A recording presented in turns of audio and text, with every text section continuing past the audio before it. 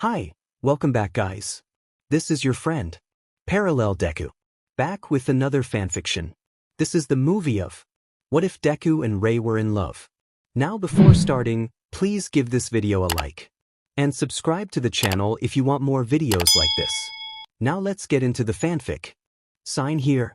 The words echoed in her mind with the crisp clarity of midwinter snow. The tone was thick, heavy, dry, and cold. So very cold. And Rei knew cold. For whatever it was worth, her own quirk was capable of producing the coldest temperatures in all of Japan. Her control over ice should have meant that she could have become a hero, a great one if she put the effort into it. Early on, that was what she had wanted to become. But that dream had died. Her condition made itself known in middle school, putting a timer on her life and crushing any dream she had of becoming a hero. Even with Japan's healthcare system, the treatment was expensive, far outside of the realm that her family could ever hope to achieve, in large part because of how strong her quirk was, as it made operating dangerous. Especially since the elderly couple that adopted her had their own problems to worry about. In short, she had accepted her fate. Then, the very thing that had made her condition worse had given her a ray of hope. "I want your quirk," Endeavor had told her firmly, a serious look in his eyes that was too cold even for her.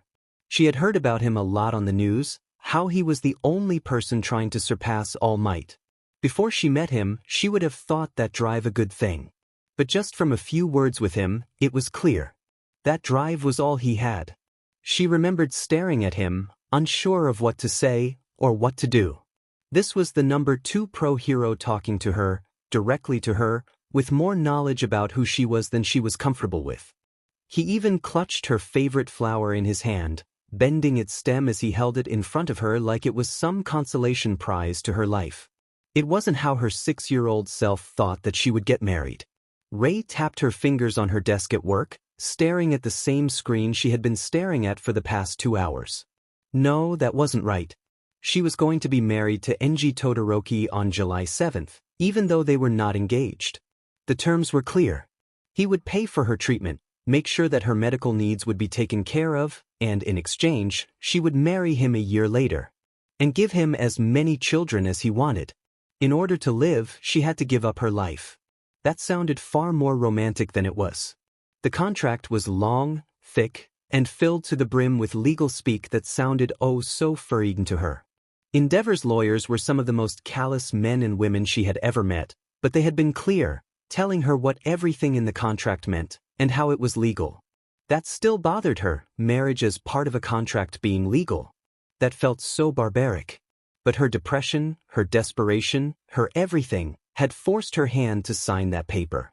"Hey, Rei." Her floor manager, Mrs. Yoshizawa, tapped lightly on her office door and smiled sweetly.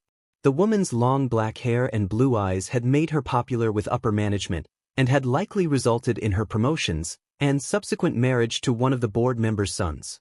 In Rei's case, they had said that her gray eyes looked dead, and that she always seemed so sad. Though it could also be that Yoshizawa was stacked. Rei looked up and forced a slight smile on her face. She could feel that it didn't look genuine, but kept it up by habit. Why was she smiling? She didn't have a reason to smile. "What can I help you with?" she said in a polite tone that had just been how she talked to everyone since middle school. Yoshizawa gave a light frown. She always did that whenever Rei wasn't genuine, which was always. People were strong. "Well, it's nothing really, I just wanted to check on you." You seem sadder?" Rei asked for her. Why was everyone so afraid to be direct? It wasn't like honesty was going to break her. A wince spread across Yoshizawa's face told Rei that she had hit the nail on her head. Oh, she was being too blunt again. Oops. I mean, yeah, did your surgery not go well? There was genuine concern in Yoshizawa's voice. Now Rei felt bad, well worse. She placed a hand over the ugly jagged scar on her CC. Her blouse was thin enough that she could feel its every bump. No, it was a success. I'm still recovering, but the doctor said I should be fine now. They even said I can start exercising soon. Then why do you act like you want to die? Yoshizawa shook her head again and smiled brightly this time. Well, if that's the case, why don't you join? No thank you, Mrs. Yoshizawa. I'm not really interested in drinking, or the socializing that it entailed. But I'm happy you asked. Ray put on her best fake smile by closing her eyes and tilting her head to the side. People were exhausting. Besides, I still need to rest a bit. Oh, well, I see. I was just wondering because I know a great guy. He's your type, a bit on the quiet side, awkward, but he's really funny and I know that you would absolutely love him. Despite how certain Yoshizawa sounded, Ray was anything but certain. I mean, well, in the nicest way, you're getting out of the dating age, you know. Isn't it about time for you to settle down? If Ray was spiteful or even remotely proud of the fact, she would have replied that she was actually going to get married next summer to the number 2 pro hero. But she did not take pride in any of that. It was private, it wasn't something to talk about. It was just a business deal. Even if in a few more months she would never see Yoshizawa again. But for now she needed to stay friendly. She still had bills to pay, and she still needed to feed herself, so she still needed a job. I'm sorry, but I'm really not interested in dating anyone right now, but when I am you'll be the first to know. Even if Ray hadn't meant what she said, the excited look on Yoshizawa's face almost made her feel a bit guilty. Almost. The freezing November air put a light smile on Ray's face. The winter months always made her feel just a bit more lively. It could be a side effect of her quirk, given how the cold never really bothered her, or it could just be her personality was the kind that loved nothing more than the peace of a winter day curled up with a blanket and reading a book. Because F people. How the hell was she going to be a mother? Sure, she read that becoming a mother would change a person. Everyone said that being married made them happy. Every book she read had some man showing up and fixing all of her problems. Her man had shown up in a suit and a contract before he fixed her problem. Her heart started pounding in her tsitsi. Her breathing became short. Her eyes were wide. What was she going to do? Why did she sign that contract? Why did she let herself get trapped like that? What was she going to do? There was no escape, was there? She already took the procedure. She already signed her freedom away for the sake of her life. Could she give him what he wanted and then divorce him? Would that work? He didn't seem like the type that would be happy about that. He didn't seem like the type to be happy about anything. Oh hey, common ground. But that wasn't a way out. A way out. A way out. Ray started at the spot that she normally stood during the 5 or so minutes it took for her train to arrive. It was near one of the support columns, close enough to the waiting line so she wouldn't have to struggle if there was a rush, but far enough away that she didn't have to look at the rails. That spot was her threshold, her limit until the train arrived. Or it used to be. Today she stood closer to the tracks. That was a way out. She took a step back. She hadn't been so desperate to live just to throw her life away. Out of the DMN way. A hit to the back. The tug of her bag. A choice made for her. The light of the train. The pounding of someone's footsteps. A breath frozen in her siesti. So, that was it, huh? Given how she never got to choose anything in life before now, why should her own death be any different? The noise, the screaming, then silence. Something warm surrounded her, warm, welcoming, and completely still. She never hit the ground, the train never hit her. She was pulled backward, onto the waiting platform, and that was when she saw her savior. A mop of mossy green hair, a cheerful smile, and an aura of heroism that Endeavor wished he had. An unfamiliar feeling shot through Ray. Her emotions went haywire and she didn't know what to feel other than gratitude. Gratitude that she was still alive. Gratitude that this hero had saved her, and just gratitude in general. She smiled, just a bit, her hand on his sissy as he held her close. Thank you, she muttered, still trying to find her breath. Was this what a good mood felt like? He stared at her, his green eyes going wide, his mouth slightly open in a cute but slightly stupid way. There was something about the freckles on his face that made her want to smile at them. There was something about the way that his hand felt braced against her back. It was strange. Not strange in a bad way, but strange in a good way. Her feet touched the ground, and time flowed again. She was safe, the train was coming to a stop, and the large, sticky-fingered villain that had stolen her bag was getting away. She pushed a loose strand of her hair back and then pointed up the stairs. Thank you, but, shouldn't you be going after him? He looked genuinely confused. He had to be new. Was he younger than her? That felt weird. He looked towards the runaway villain and his face fell. OCRP. Sorry, right? Stay safe. He took off, running up the same stairs the villain took. Hey, wait, come back. Ray snorted and smiled. Well, that was one goofy hero. Oh wow, one of her fellow passengers said. I can't believe you got saved by Deku, what was it like? Ray blinked. It was like getting rescued by anyone else. That apparently didn't please them. Still, Ray paused and then looked for her phone, only to stop and then remember that her phone was in her bag. Guess she'd have to search for who Deku was when she got home. At least she already had her ticket. Shoes off. Jammies on. Time for bed so she can have an equally disappointing day tomorrow. As far as one-bedroom apartments went in Tokyo, Ray's wasn't anything special. Sure, it was in a quiet neighborhood and all, but that really didn't mean much when she didn't actually get to spend time there. If she bothered to do the math, she had no doubt that the amount of time she spent at home was far less than the time she spent at work. Even if it didn't feel like home. With her toothbrush in her hand, Ray leaned out of her window and stared out towards the city. She had a decent view, well, half a decent view. A large apartment building covered half of her view and there were rumors of construction of some other building to rob her of the other half. Ray rolled her eyes and sighed, toothbrush halfway into her mouth. Maybe by then I'll be out of here. The act of brushing her teeth, that simple motion that she had done so many times, was relaxing. Relaxing enough that she was able to not freak out about the fact that this place wasn't going to be her home soon enough. Soon she'd be living with Endeavor. He had a name. She knew his name. But that wasn't who he was. What other kind of person would want a quirk-based marriage? Ray scrubbed her tongue harder at the idea of him forcing himself on her the moment he had her alone. There would be no passion, and she even doubted that there would even be AC. It was just as likely that Endeavor would simply have her artificially impregnated with his estum so to make sure that the baby was good or something. Thinking about him was leaving a bad taste in her mouth that no amount of brushing or toothpaste could fix. At least she'd be alive. With one last gargle, Ray pushed further out the window and let out a glob of frothy toothpaste and spit out over the side. It was a bad habit, a terrible habit even, but there was something so satisfying about watching that wad of spit fall down into the small garden that was at the base of her apartment. Only this time it didn't land in the garden below. No, rather it hit a target. Hey! Ray sucked in her lip and stared down at the man that she had just spat on. She felt guilty, until she saw him start to float up towards her, then she felt really guilty. And really suspicious. Oh, well, if it isn't Deku, twice in one night? Deku shrugged at her and gave an awkward smile as he stared at the glob of toothpaste froth that had landed on his shoulder.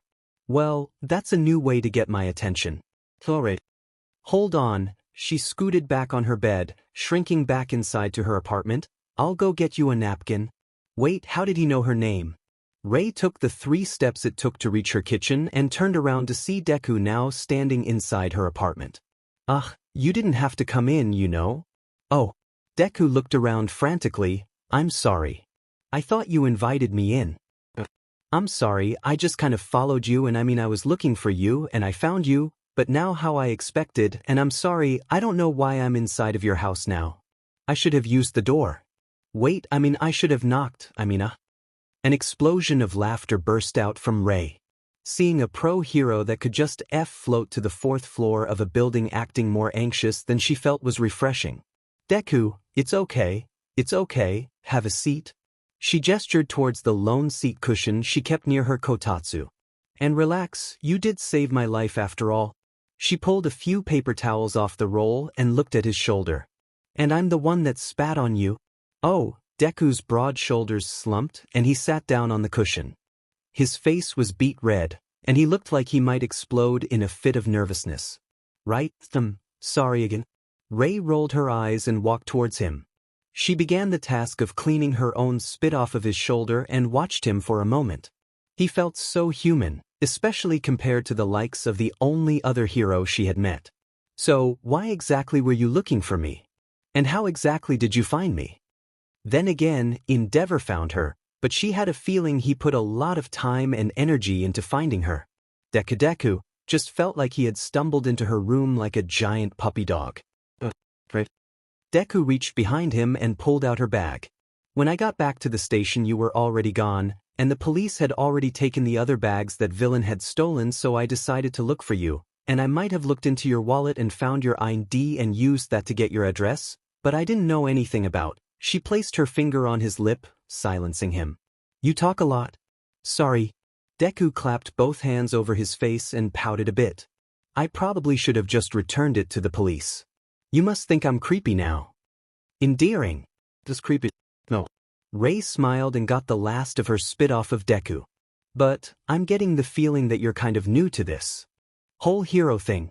Deku let out a pleasant chuckle and scratched the back of his head. Yeah, kind of. I've only been doing this for a couple of years. A couple of years was how long it took for her to not give a CRP about her own job. But maybe being a hero was just different when it came to the adjustment PRD. Ray moved to sit down across from him. She could just send him home, she could do a lot of things, but she also didn't, well, she wasn't exactly sure. Would you like some tea? Ray asked, looking back towards her kitchen.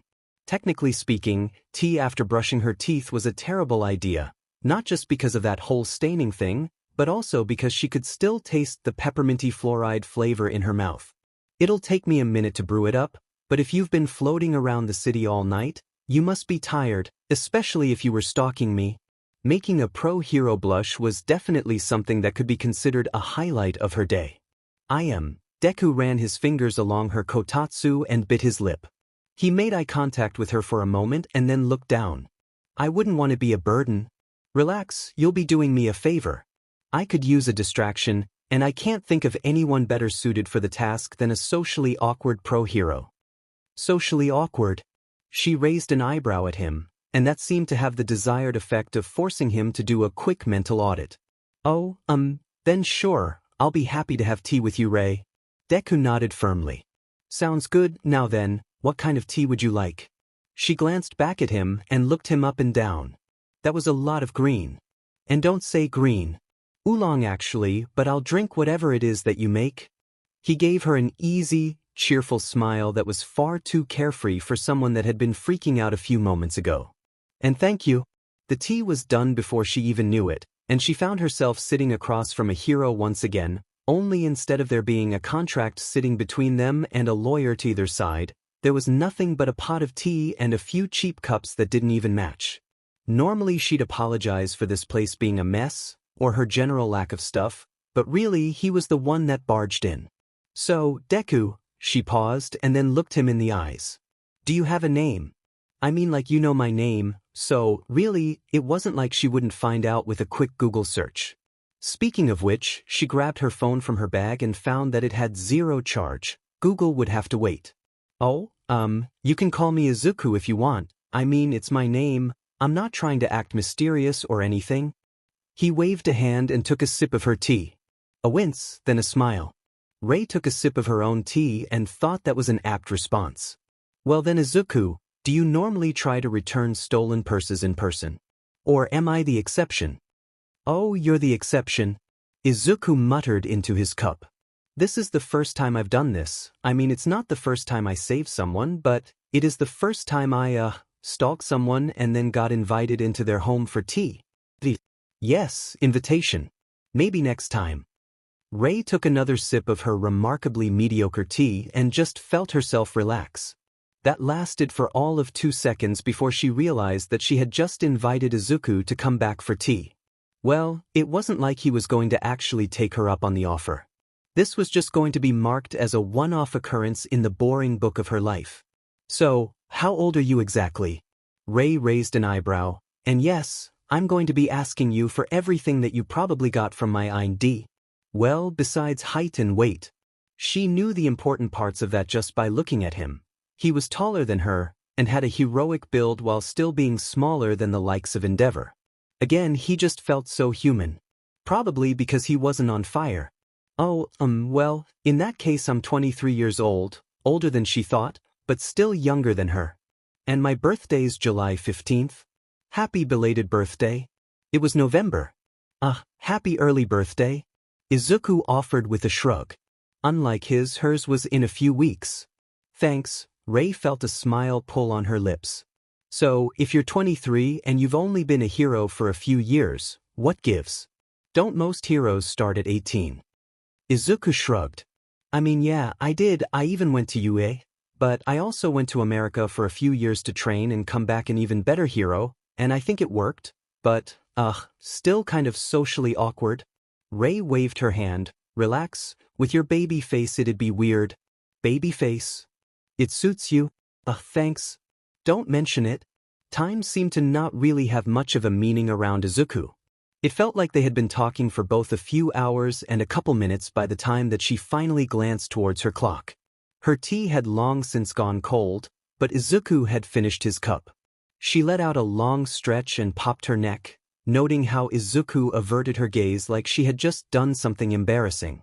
Her pajamas were about as basic as could be, an oversized shirt that nearly reached her knees and a pair of pajama pants that could double as a wingsuit with how loose they were. Alright, well, I have work in the morning, and I'm pretty sure that I've kept you busy for far too long as it is. She stood, bouncing to her feet, feeling oddly refreshed. It had been a while since she had been so entertained by talking to someone. So, out the window you go. But, you have a door I don't want to lock again, and a window I need to lock. Besides, it's how you came in. I wasn't thinking. Ray shrugged. You can float or fly, or whatever it is that your quirk lets you do, so, out? Oh, hey, I need to. Izuku glanced towards the clock and the color nearly drained from his face. Oh wow, you weren't kidding, thank you for the tea, Ray. He floated out the window with a gentle swiftness. And it was nice talking to you. She waved him goodbye. Nice to meet you, Deku. The window was shut, locked, and a pleasant silence covered her apartment. For a minute, Ray stared at the spot where Izuku had been, vaguely aware that something had changed, but no idea what. Am I a repressed extrovert or something? With a yawn she flopped onto bed and grabbed her phone. Google, Deku Google autofill, Deku single. Age. Deku All Might's son. Deku video. Deku shirtless. Deku model. Well, apparently he was popular enough to have a lot of questions about him. Humming, Ray tapped on the official hero ranking website and nearly dropped her phone. I just had the number 3 pro hero in my apartment for tea. Well, you seem. Yoshizawa paused, her head poking into the realm of Ray's office while her fingers danced along the threshold, her long silky black hair swaying at the sudden entrance. She sucked on her lip for a moment as Ray felt the woman study her closer than normal, which was only twice as scrutinizing as usual. Actually happy today, Ray? Yoshizawa bounced into Ray's office, hips wiggling with every step. Something happened. Spill the beans. I thought we were out of coffee, but we still had some left. Ray pointed to her still steaming coffee mug for a bit too long. It wasn't that Yoshizawa was wrong. She had been in a good mood all day. She even woke up feeling well-rested for the first time in forever, which was strange, as she didn't really do anything different besides having tea. With Izuku. Izuku, who was Deku, the rising number 3 hero. There were even talks that he might be the number 2 by the end of the year, and that he might even beat All Might soon. Which was neat, she guessed. It mostly just meant she had been living under a rock for the past, forever or something. No way, that's all. I've seen how you look like when you drink coffee. Besides, you've been smiling since you walked in the door. Yoshizawa tapped on Ray's desk, her smile growing well past pleasant talk and right into the realm of checking to make sure no one was listening. You got lucky, didn't you? You should have said you had a date. Date? Ray asked. Yeah. Oh, let me guess, some hot doctor fell head over heels in love with you. I can't imagine how else you'd meet someone. Yoshizawa shot up and pushed some of her hair out of her now beet red face. How kind of her to blush enough for both of them.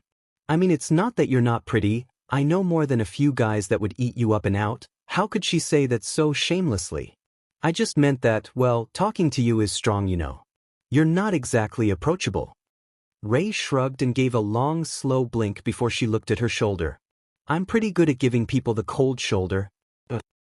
Right, because of your quirk? Yoshizawa laughed. It was a fake laugh, the kind that would give way to a bitter sigh followed by biting words. Yoshizawa sighed, finger twirling a lock of her thick black hair, and looked at Ray again. But really, that doesn't mean you have to be such an ice queen, you know. If you didn't actually have a date, then what happened to you? But Ray blinked and then shrugged. Honestly, Being called an ice queen was more of a compliment to her at this point. Though, was it because of her quirk that she was cold to people? According to one of the most recent Netflix documentaries, she had fallen asleep to, maybe. My bag got stolen. This bag. Yoshizawa pointed towards said bag as it sat on its usual chair against the wall. Rei shrugged. I got it back. So fast though. It took me weeks to get anything back from the police when it happened to me, unless. Yoshizawa snapped her fingers. You went vigilante on their butt? Yeah. Someone stole your bag, but before they could even get away, you made like a wall of ice and froze him on the spot. Yoshizawa was letting her inner hero geek show again, by extending her hand and acting like she was in the middle of the action.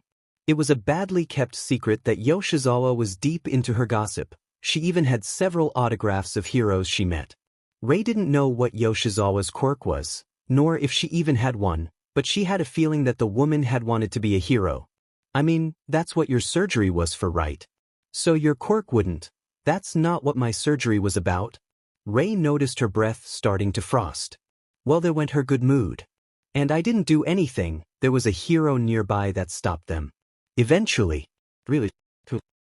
This was a feeling that Rei was rather familiar with. It wasn't instant regret, it was precognitive regret, the regret of something before it even happened. Deku, Yoshizawa let out the ear-piercing scream that high school girls would do all the time whenever something cute, cool, handsome, or a spider had come into their line of sight. She stomped her feet, making her rather large sissy bounce in a way that Rei could never match. Oh my god. You're serious? What was he like in person? Polite, easy to talk to, and a nervous wreck. How tall was he? Taller than Rei, shorter than Endeavor. Did you get to feel his bicep? Briefly, to wipe up her toothpaste spit. What color are his eyes? I heard emerald, but sometimes I see photos and they're glowing teal. Forest green. Is it true that he has freckles? Yes, couldn't she just Google that? Does he sound like a hotter version of All Might? He sounded like a dude. Oh, do you think he's related to All Might? Internet said maybe, gut said no. Did you get an autograph? Nope, but she did have him over for tea, had a long heartfelt conversation, and gave him an open invitation to come again sometime. Yoshizawa looked at her with wide eyes and a smile that was ever so slightly hysterical. Are you done? Rei asked, feeling like smiling for once. There was something about people making absolute fools of themselves that just put a smile on her face. Did you know we're the same age? Yoshizawa continued. Do you think he's single? Would he be into me? You're married. Rei pointed towards the expensive-looking ring on Yoshizawa's finger that was currently touching her cheek. Yoshizawa would probably freak out if she learned that Rei was going to be married to Endeavor next summer. As a baby factory. Well, there went her good mood again. Down the F drain in record time. Yoshizawa pouted and then frowned. Just because there's a goalie doesn't mean you can't score. Besides, a girl can dream. Why wasn't it someone like Yoshizawa that was being forced to marry someone like Endeavor? Someone that would gush over him for simply being a hero, while at the same time more than willing to make her own happiness a reality even if that meant cheating. Oh well, to answer all of your questions then. Rei put on her absolute perkiest, fakest, most plastic smile she could muster, and then spiked it into the garbage with the full force of her resting beach face. I don't really care. Seriously. You're as single and as desperate as they come. She wasn't desperate. Was she? And when the most eligible bachelor in the hero world saves you, all you say is thanks and continue with your life like nothing even happened. If he was the most eligible bachelor, why did Yoshizawa ask if he was single? Pretty much, she did spit on him though. And forced him to leave through her window. It was his fault for coming in through her window. Though, having him over for tea was pleasant enough. Well, you're boring. Does that mean you're going to stop inviting me out for drinks? She put on her excited face. Not a chance. Darn. Rei barely managed to get one shoe off by the time she got to her bed, at which point she flopped down and just rested for a few moments, her sushi dinner still in the bag it came in. It wasn't so much that she was exhausted from work, she was pretty sure that she could put up with that and not feel this tired. Instead, it was the simple act of talking to Yoshizawa for the better part of a day that had drained her so completely. She needed some quality alone time if she didn't want to be a real ice queen tomorrow. I'm going to take a bath. She pushed up with a sudden burst of energy that left her a bit woozy. Her back foot didn't even have to leave the living room for her to start drawing the water for her small tub as she cranked the temperature up to the max. Even if she wasn't a fan of hot water, a hot soak was still amazing. Shame I don't have a candle or anything, it would have a wonderful home right on top of her toilet. Maybe I should have gotten a book or something. Ray tapped on her chin as she debated the idea of soaking with a book. Seemed like a good way to ruin a book, all things considered. Wouldn't the pages get all crinkled? She could just find something online to read or watch. She sat down at her kotatsu and grabbed her dinner when something caught her eye. There was something at her window, and this time it wasn't a hero. It was an envelope hanging on her window like some kind of express mail. Written in slightly sloppy kanji, she could make out the words, "For Ray."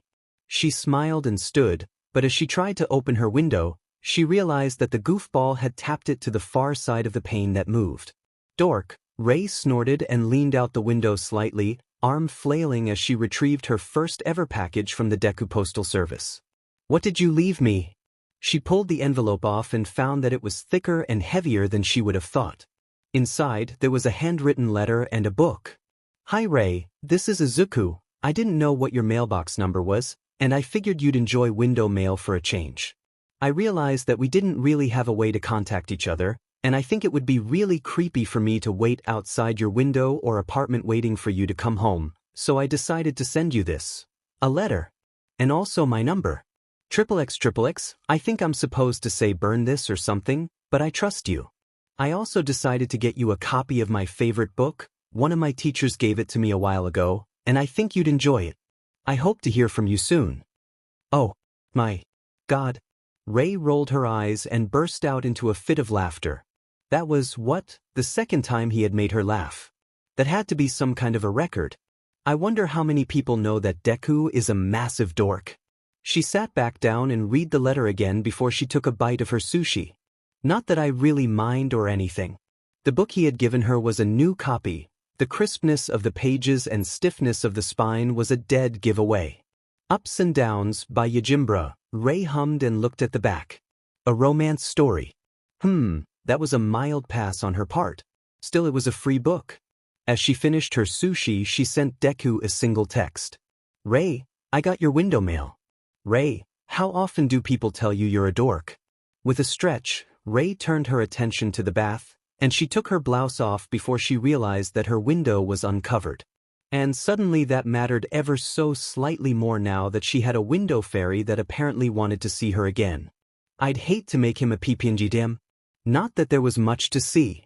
Sure, she was slender, and people always told her she was appealing, but they didn't see the scar. Stretching across the length of her sternum and curving under her BRST like a twisted hook was the scar that had saved her life. It was an ugly blight of pink across her usually fair skin. Not that anyone would be interested in that. She sunk into her warm bath and let herself get lost to the world. At least until her phone buzzed. "Izuku, every day, from multiple people. I'm glad you got my mail." Ray rolled her eyes and smiled again. "Ray, yep. And you're right, it's a good way to make you seem like less of a stalker, but you're still a stalker." "Izuku, oh no." Her texting with Izuku lasted a lot longer than the hot water of her bath did. Izuku had done the impossible. He had gotten her out of the house, apartment, bedroom, hole in the wall, on a weekend for the first time in, well, honestly, ever. Honestly, it felt like she should be celebrating with wine or something that she had somehow willingly obtained a sliver of a social life, but that really didn't amount to much. In half a year, she wouldn't even have that. Ray bit her lip and checked her phone one more time. It had only been 2 minutes since she had arrived at their meeting spot, and sure it was a bit early on her part, but she had assumed that Izuku would have been here already because she read him as the "I've been here for an hour so you didn't have to wait" kind of guy. No notification. Well, Ray looked around their meeting spot, the entrance of a park that they were going to walk through on their way to a movie for one of the books that Izuku had gotten her hooked on. Every member of their two-man book club really loved the series and was more than a little skeptical about how the movie adaptation would play out. Reviews said it was good. He is a hero after all. The park itself was ever so slightly on the crowded side, with numerous couples walking around, laughing and holding on to each other to fight off the particularly cold night. It could just be the bitterness she'd had all her life, her general lack of romantic experience. Apparently white hair made people think she was old, or any other reason why, but she found herself lacking the ability to care about them all. Sure, as people they were probably fine, but the idea of cuddling up to someone for warmth wasn't exactly appealing. Then again, the cold never bothered me anyways. Ray blinked, then stared at her shoes, a bit of warmth puncturing her cheeks. She hated it when she quoted that stupid movie. But it was just so relatable. Stupid ice quirk.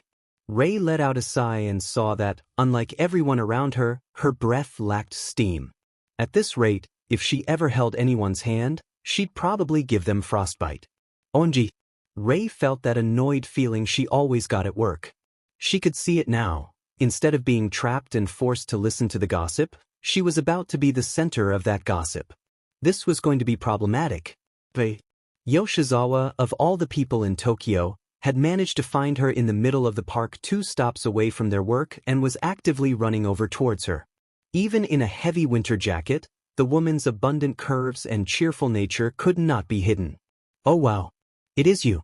I thought I saw a ghost or something like, Yoshizawa snapped her fingers and looked back at some guy that Ray didn't know, nor care to know. What's that ice ghost thing?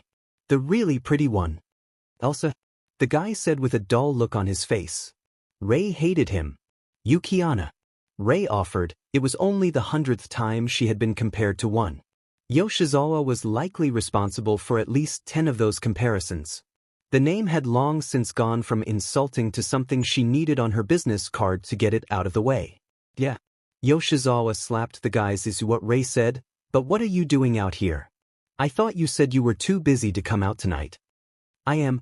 Ray said simply. I am busy standing here. The guy snorted. Your friend's kinda weird. And he was kinda stupid. Well, then why don't you get busy with coming with us?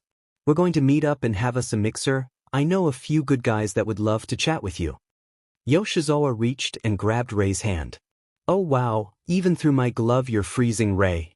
Are you sure you okay? Ice quirk, remember. She was not going to feed the beast and say the line. It takes a lot more than this to bother me. Alright. I remember you in the summer, it gets slightly warm and you're basically melting at your desk. Yoshizawa gave her great big cheerful smile and laughed slightly. It was so bad when the AC at the office stopped working. I recall, Ray hummed and felt her phone buzz. Where was Izuku when she really needed saving? Well anyways, come join us. You'll have fun, I promise. Yoshizawa grabbed Ray's hand again, not even flinching at the cold. Especially once we get some drinks in you, or maybe something else that starts with a D. And with that, Ray had exceeded her weekly tolerance for things that start with Y. Oh no, thanks, I'm waiting for someone. Oh come on, you just said you were standing here. If I can't get you to go out then there's no way that, Ray. She felt a smile appear on her face as relief washed over her. He wouldn't be in the top 10 if he didn't have a habit of showing up at the last moment. She spun on her heel and saw Izuku for the first time as well, actually Izuku. Most of her meetings with him had been him sitting in her apartment looking completely out of place in his hero costume, but now he was actually in casual clothes. Well, she wouldn't really call them casual. Somewhere between casual and dress, she'd say.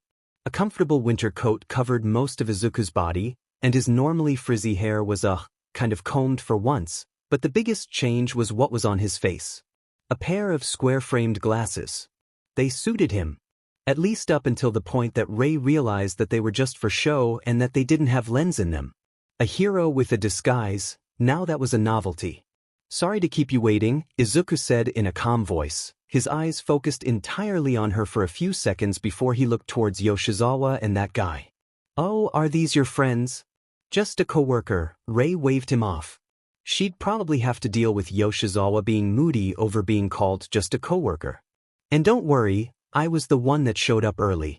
Oh my, Yoshizawa giggled and winked at Ray like she knew what was going on, despite the fact that if she really did, Yoshizawa would likely be trying to shove her panties into Izuku's pocket. I see, so that's what you were doing. Well, Rei, I can't say I blame you. Yoshizawa gave a sly wink and grabbed onto the guy's arm. Well, have fun you too, and Rei, there will be a quiz later.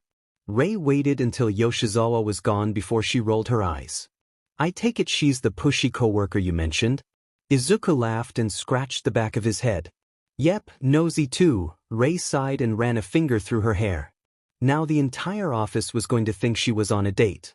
But what's with the glasses? What? Did you expect me to show up in my costume? Izuku laughed and flapped his jacket, giving Rei a peek at the sweater under and the collar of the dress shirt under that. He looked remarkably well put together. Seeing him so dressed up was rather nice. I do have more clothes than my costume, you know? No, I just mean, Rei reached up, standing on her toes just a bit, and smiled. She pulled the glasses off easily and stuck her fingers right through where the lenses were supposed to be. Why the fake glasses? Izuku turned into a Christmas tree. He puffed his cheeks out and looked away from her. Well, I mean they're cool, right? And they make it so people don't recognize me. All Might does it. That got Rei to snort strong. She didn't doubt that All Might would try to wear glasses as a disguise, but she did doubt the effectiveness of any disguise that didn't address the fact that the guy was 7 feet tall and the size of a family car. She winked and put the glasses on herself and smiled up at Izuku. Well, how do I look in them? Izuku stammered. Really, a pair of glasses is all it takes for the number 3 hero to start stammering. Well, you look really good in them, Rei. I think that you should wear them. Rei smirked and turned towards the path they were going to take. Fine, though they do look good on you as well. Now come on, let's get going. The walk was pleasant. The tea was better.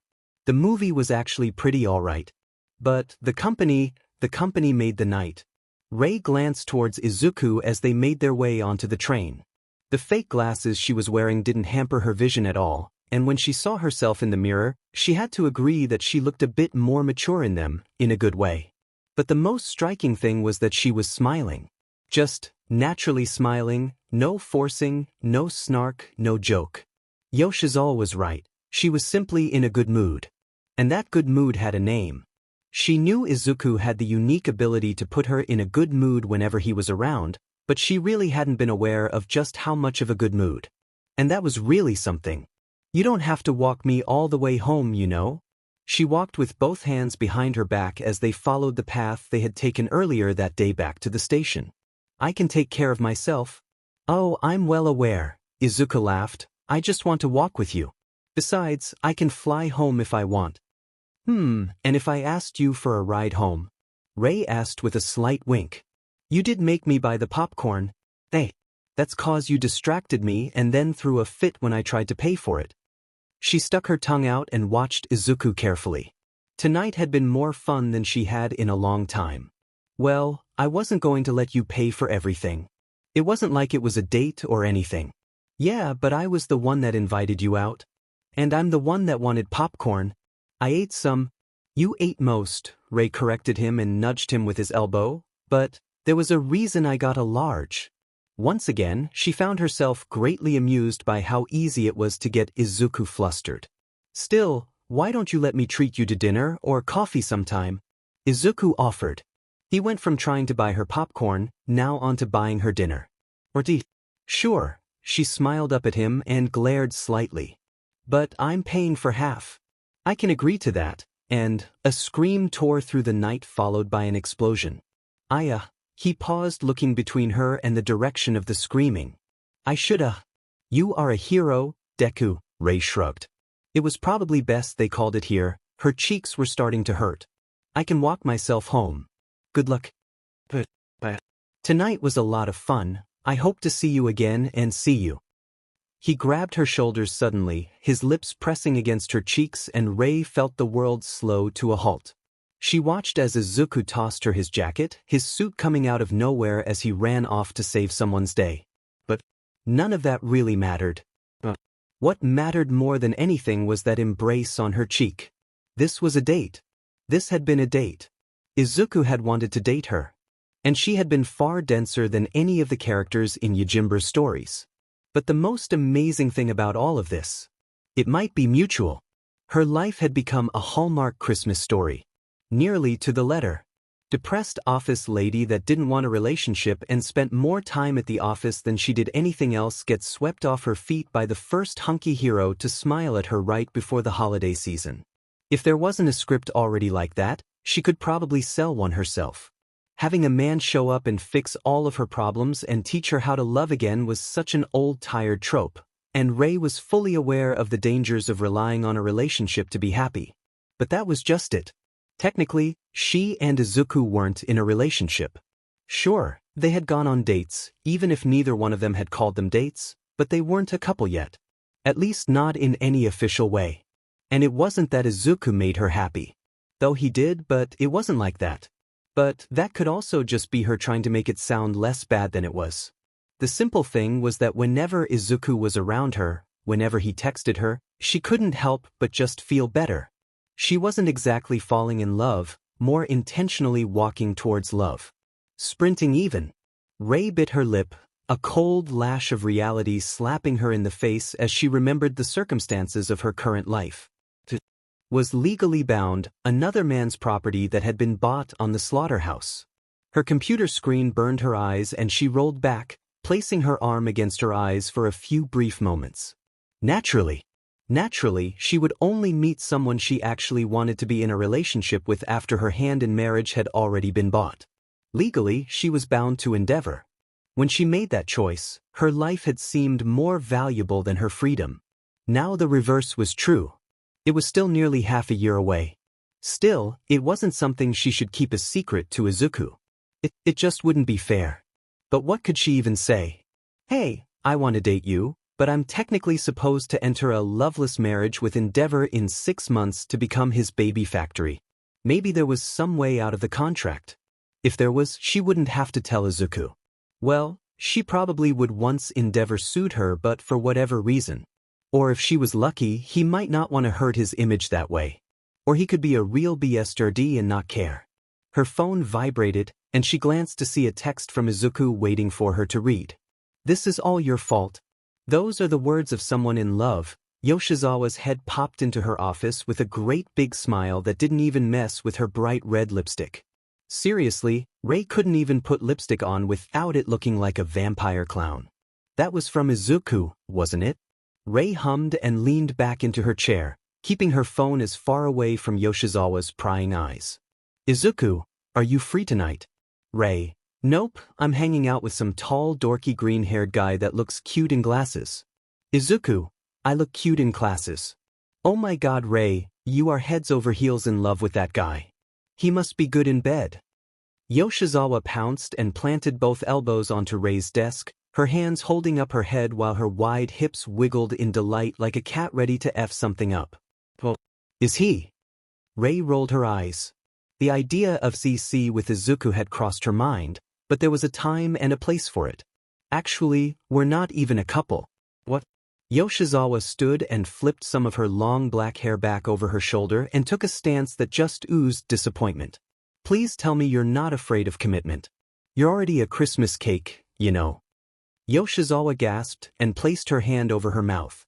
Don't tell me you're his Wait, you said you didn't have CC yet, and that's like the point of emphasis. Which one of you is holding this whole thing up? Is it you? Did you friend-zone that guy? Because really, Rei, you're into that guy as much as he should be into you. And by that I mean his pages. 'Cause really, that dude is into you. Rei blinked and stared at Yoshizawa for a few more seconds. Are you done?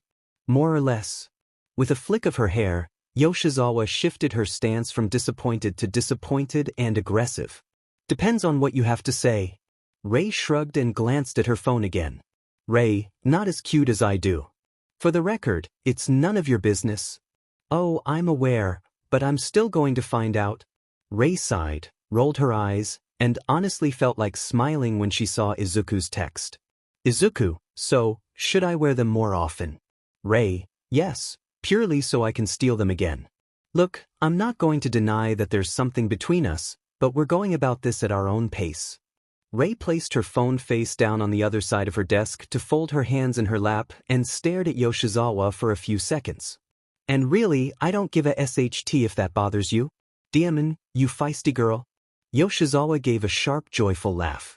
Fine, Fine, I won't bug you about your beau, especially since I can tell you're flirting with him right now. She winked like she was in on the secret. But really, I just want you to be happy, Ray, especially since you're always so depressed like you're waiting to die. So please, for your own sake, don't let this guy go. She bit her lip, hand clutched over her heart. Those faint, corpse-like beats that she had once struggled to feel were now pounding like an elephant in her. Thank you, Yoshizawa, I won't. And let me know if he has any equally cute friends. Yoshizawa waved her hand, her wedding ring on full display. But see you. And remember those reports. Oh, these ones. Ray grabbed a stack of paper and handed it to her. One of the few reports that they still had to print out for records. Ooh, nice, Toodles. Who the F said Toodles? With another huff, she picked her phone up and realized that Yoshizawa was more than right. A smile graced her lips when she saw the latest text that Izuku had sent her. He was in his hero costume, standing on top of a building with a killer view of Tokyo. He had on a goofy, nervous smile and was wearing his fake glasses. Izuku, I'm afraid that I'll have to detain you for dinner, for theft, ma'am. Ray, don't heroes only handle quirk-related stuff? But fine. I'll accept your date. Her heart was pounding as she stared at the text she just sent. She knew that Izuku would happily take her anywhere, and that they'd be having fun anywhere, but she didn't just want to go anywhere. The pounding grew as she thought about what Izuku might say. It was such a simple proposition, such a simple word, date. Minutes passed as she stared at her phone, waiting for his normally quick response. Was that too much? Did she misread the citation? If she did, it was his fault. Who kissed someone on the cheek without the intent of dating? No, she muttered and shook her head. He was on patrol, something came up is all. He'd respond to her when he could. Or when he gathered the courage to respond. She pictured him as the nervous, pining type. Which wasn't necessarily bad. If anything, it was rather adorable how she could send him into a blushing stupor with a few words. Not that he can't do the same. With that, Ray set about finishing her day, confident that Izuku would get back to her. Hours passed and her shift came to a close. With one last glance at her phone, she found that Izuku still hadn't responded yet, which was mildly worrying. A quick glance at a hero tracker website told her that Deku did fight 2 villains since she sent that text, but that was actually a bit on the slow side for him. Holy see, Ray muttered as she put on her jacket and gathered her purse. She put on her disgusted face and pocketed her phone. I've become a stalker, girlfriend. With a huff, Ray made her way out of the building and set about planning her apparent night alone. Sushi would be easy to grab, maybe a bottle of wine or two, and maybe some kind of a documentary to waste the night away. Or maybe a cheesy Hallmark movie to mock. Was that spiteful? It wasn't. When she exited the office, she stopped dead in her tracks. Standing in the cold, smiling at her sheepishly was Izuku, dressed in his usual winter casual clothes. He looked more than a little embarrassed. Hi, he said awkwardly. Yeah, hi. She raised an eyebrow at him and walked up right in front of him. In some ways this was better than a text. In so many ways. What are you doing here? Oh, well, when you sent me that text, he pulled out his phone. Or what was once a phone. I kind of dropped it. Off a building. She looked at the phone and then realized that's likely exactly what happened. She let out a laugh. Wait, never mind, I got it. Yeah, so, I'm here to Ray hooked their arms and pulled him along. Come on, talking in front of my work isn't a good idea, so let's start walking. What direction is your place? My place? Well, yeah, we can't stop hanging out at my tic-tac container of an apartment. But, date? Oh, she broke him. We can run by a store and pick up something to cook. And wine. Maybe 2 or 3 bottles. Izuku's apartment was everything that her apartment was not. Though, it wasn't so much an apartment as it was a condo. The kitchen alone was the size of her own apartment, complete with a stove, oven, microwave, full-sized refrigerator, a double sink, and more than enough storage. The biggest thing that her apartment and Izuku's had in common was that there were no walls between the kitchen, dining room, and living room, but unlike her apartment, they still had their own separate spaces. The dining area was simple with nothing of note but a basic table. The real winner though was Izuku's living room area, A large U-shaped couch sat facing the wall with an impressive TV for a 1-2 combo of the ultimate cuddle movie watching, which might be on the list tonight.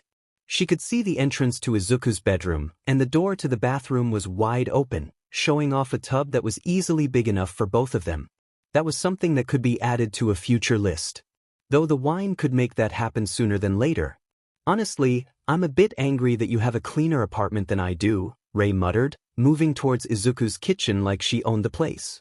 This kitchen was a waste for her cooking abilities, however, and judging by how clean everything looked, she guessed that Izuku wasn't exactly a chef either. But that's what emergency takeout food was for. Izuku laughed, already placing his coat on a hanger near the door. That's mostly because I'm not here very often, and the condo comes with a cleaning service. Fancy. Rei smiled and pulled out the 2 bottles of wine out of the bag. The most important items.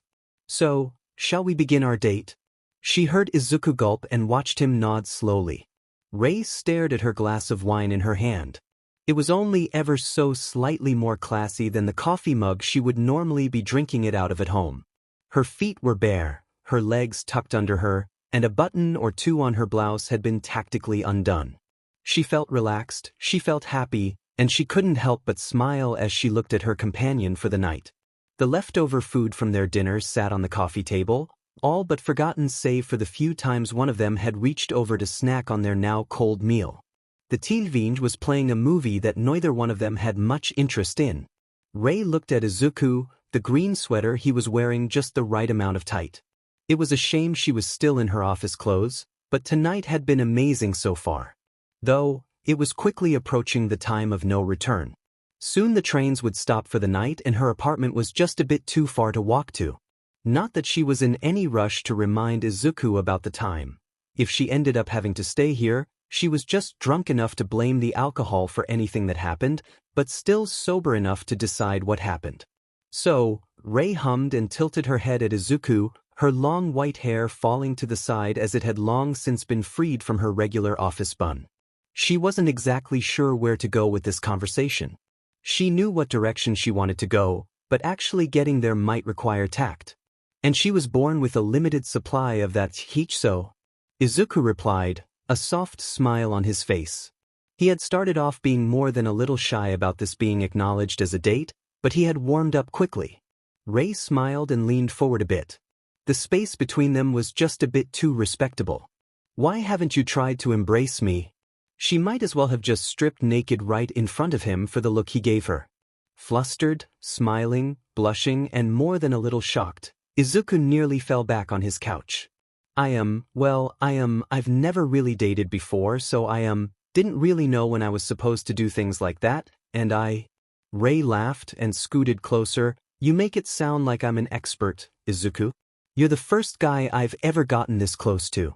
But I think the rules are simple. I want to embrace you. You do? Yep, and you want to embrace me, right? He nodded his head eagerly. So, that means we should embrace, right? Words lost meaning. She placed her glass on the table as Izuku approached her, her back pressed against the cushions of their seat as she found his strong, powerful arm looming over her shoulder as he braced himself against the couch. In a way, she was cornered. In a way, she was terrified.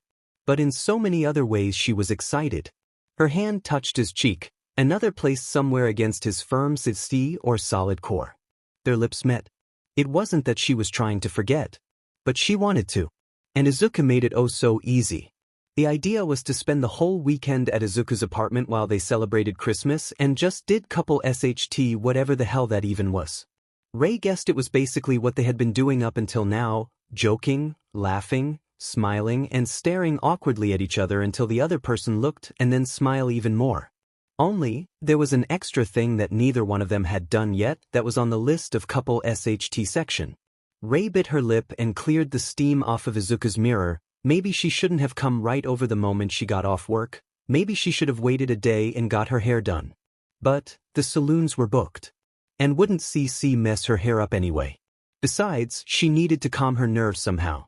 And chances are her shower had the exact opposite effect on Izuku. He had been a bumbling mess since before she had even come over. It was cute in more ways than one and helped calm her own nerves just a bit. Especially once she saw him in the tight sweater that she had gotten him a few days ago. Now though, she was naked, damp, and wearing nothing but a towel as she stared at herself in Izuku's mirror. She was all nerves right now. With a slight lip bite, she ran her fingers through her mostly dry hair and grabbed a comb. She had spent a shameless amount of time the last 2 days trying to make her hair as silky and as smooth as possible. And the results had been worth the trouble. She'd never really tell him, of course, but she absolutely loved it when he played with her hair. "It's fine, Ray," she muttered to herself and glanced down at the towel before glancing towards the cute underwear she had picked for tonight. They were cute, in that they matched and they were red. Which was really all it took to make her look like she was celebrating Christmas. "It's just Izuku, you're both consenting adults, and more importantly, you both want this." Did she ever want this? Ever since she had first kissed Izuku, ever since she had felt his arms wrap around her, she had felt a strong SXL longing for him. It was nice and it was mutual. During one movie night, they hadn't been watching the movie. They had been kissing. Ray shuddered, the ghosts of those kisses racking her like they were real. She could still feel the sensation of his warm hand against her bare waist as he skirted her shirt up just the slightest bit. Her fingers tingled with the memories of Izuku's firm stomach. Well, she bit her lip and smiled for a moment. Apparently, but there was one slight problem that hadn't really come up. She opened her towel slightly, just enough to show off that ugly scar that ran from her sternum to her cysty in a twisted ugly red hook. On her fair skin, it was like BLD on the snow. Izuku was weird enough to think she was appealing, but even that had limits, right? Her phone buzzed and she saw a text from Izuku. "Izuku, we don't have to do this if you won't want to. Ray, come to the door." She bit her lip and closed her eyes waiting for Izuku's knock. "Ray," he asked before his knuckle tapped against the door. "Are you okay?"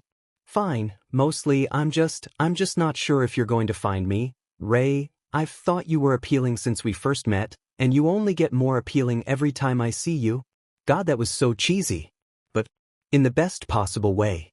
"Thanks." She felt her cheeks flush as she glanced down at her scar once more. This time she was smiling. What a silly thing to worry about.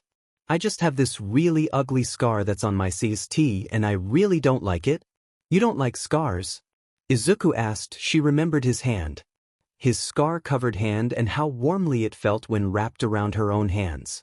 "Maybe I should be the nervous one." "You are the nervous one." Ray rolled her eyes. The fact that she was but naked and talking to Izuku was nothing new, just normally they were texting. "But it's not your scars, if it's yours then it's proof that you survived, Ray, and that." Well, I think that makes it appealing." "Dumps," she laughed. "You haven't even seen it yet?"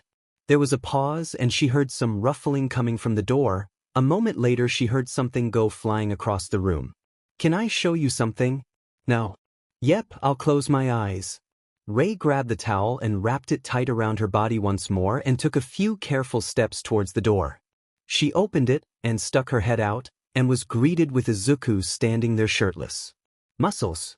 It was her first time seeing him shirtless, and honestly, it was a bit overwhelming. But his CST wasn't smooth, wasn't perfect, it was scared. Numerous scars ran up and down his arms and converged on his CST. A few more were dotted along his stomach. Some even vanished down below the waistline of his pants. Izuku's eyes were sealed shut through his sheer willpower. She opened the door the rest of the way and stepped forward, standing in front of Izuku for a few moments and just taking it in. So many of his scars dwarfed hers. "Can I touch them?" His entire body tensed for just a moment. "Sure." The moment her hand touched his, a shiver went through his body, his muscles tensed and flexed at her touch, putting a wide smile on her face that made everything she had worried about seem so pointless. "I got that one during my first-year sports festival at UA." Izuku commented slowly. "I was going up against someone that was holding back. I couldn't take it." "So they scared you?" Ray asked softly. "No, the scar came from my quirk." Izuku let out a light chuckle. Actually most of my scars are from when I was trying to figure out my quirk. Though anything that looks like a puncture wound is from a villain." "Did they shoot you?" "Who was shooting at her boyfriend?" "She should freeze them." "No, nothing like that. It was they had a triceratops quirk." And I kind of didn't realize that triceratops were kind of really strong. Whatever she was going to say was instead replaced by her mouth hanging open for no reason. She took her hand back and stared at him for a few more moments. Like magic. Her towel had simply fallen to the ground. Right? Izuku asked, his eyes twitching. What was that? Oh, I dropped my towel. I see. He said slowly, still keeping his eyes closed. So you're naked? Yes. Naked. He twitched and groaned. Does that mean I can look? She opened her mouth again but stopped as a small idea popped into her head. A small but brilliant idea. Nope. She grabbed his hand and stared at it for a few moments, before guiding it towards her. But you can touch. She brought his large hand to her. While she didn't have Yoshizawa's fun bags, she still had some, not enough for a handful, but she could blame Izuku for having large hands. His fingers were warm, calloused, but caring. He cupped her bees slightly, fingers pressing against just a bit. The contrast between her softness and his roughness was like a cup of coffee on a cold day. Only it was SXL. Very SXL. Those same tingles that she had been dreaming of for weeks seemed like nothing but an embrace on the wind. Escaped her as she clutched onto Izuku's arm. Izuku's voice was low, almost a growl with how her name reverberated on his lips. I'm sorry, but I need to look. He opened his eyes, his green met her silver for a few moments before she found herself pulled up and into her embrace. Her feet left the ground and Izuku's hand never left her BRST as they experimented with the limits of their passion. Their nervousness over the situation clashed with their excitement, and Rei found herself barely caring about her scar anymore. He stole her breath away. Her legs were numb with pleasure as she desperately tried to keep them wrapped around him as he moved in and out of her, his pee-pee doing wonderful things inside of her as her own body began to tingle once again. A stupid smile made its way onto her face. Part of her felt like she understood Yoshizawa a bit better now. But she had no longing of sleeping around. She reached for his face, watching it contort in the near darkness of his room. His muscular heroic body was covered in sweat and his green eyes seemed to glow in the light with her. He came to a slow, nearly stopping, but still moving in just the right ways, to make her back arch, her breath stuck in her throat as her eyes rolled. What's wrong? Izuku asked, his voice caring, kind, and loving. Nothing, her voice was hoarse and her smile tired. I just wanted to embrace you is all. He obliged her, one hand pushing against her back and making its way up to her head where his fingers sunk deep into her hair, tickling her scalp and making her entire body quiver. Their lips met again, her eyes rolling before she closed them shut and embraced the feeling of Izuku's undivided attention. His sweet tender kisses matched well with the long slow movements he had taken to. Her body reacted on its own, her leg muscles spasming as she hooked her legs around him tighter than before, her fingers tangled deep inside his messy green hair. This one hit her strong. Her entire body twitched and she let out she could barely contain her entire body writhed with this orgasmic wave. Izuku followed suit with one final move. The sensation of yet another condom inflating inside of her wasn't so alien to her. They stopped both smiling and breathing heavily at each other. Izuku pushed off, exiting her slowly and earning just one last from her as she felt all the vigor in her body completely drain. Merry Christmas, Rei, Izuku offered with a smile. She glanced over to his nightstand where numerous condom wrappers sat proudly on display and his clock read 1:30 a.m. They did do it a lot, didn't they? Merry Christmas, Izuku. Are you ready for the best part? There was more. What's that? He wrapped his arms around her and pulled her in tight. His breath tickling her neck as he kissed her softly. Falling asleep beside you? Sleep took her before she could even bother to tell him just how cheesy that was. Even if she completely agreed. Are you sure about this? Rei glanced at Izuku's currently shirtless form as he was laying on his floor face down, giving her an excellent view of his back.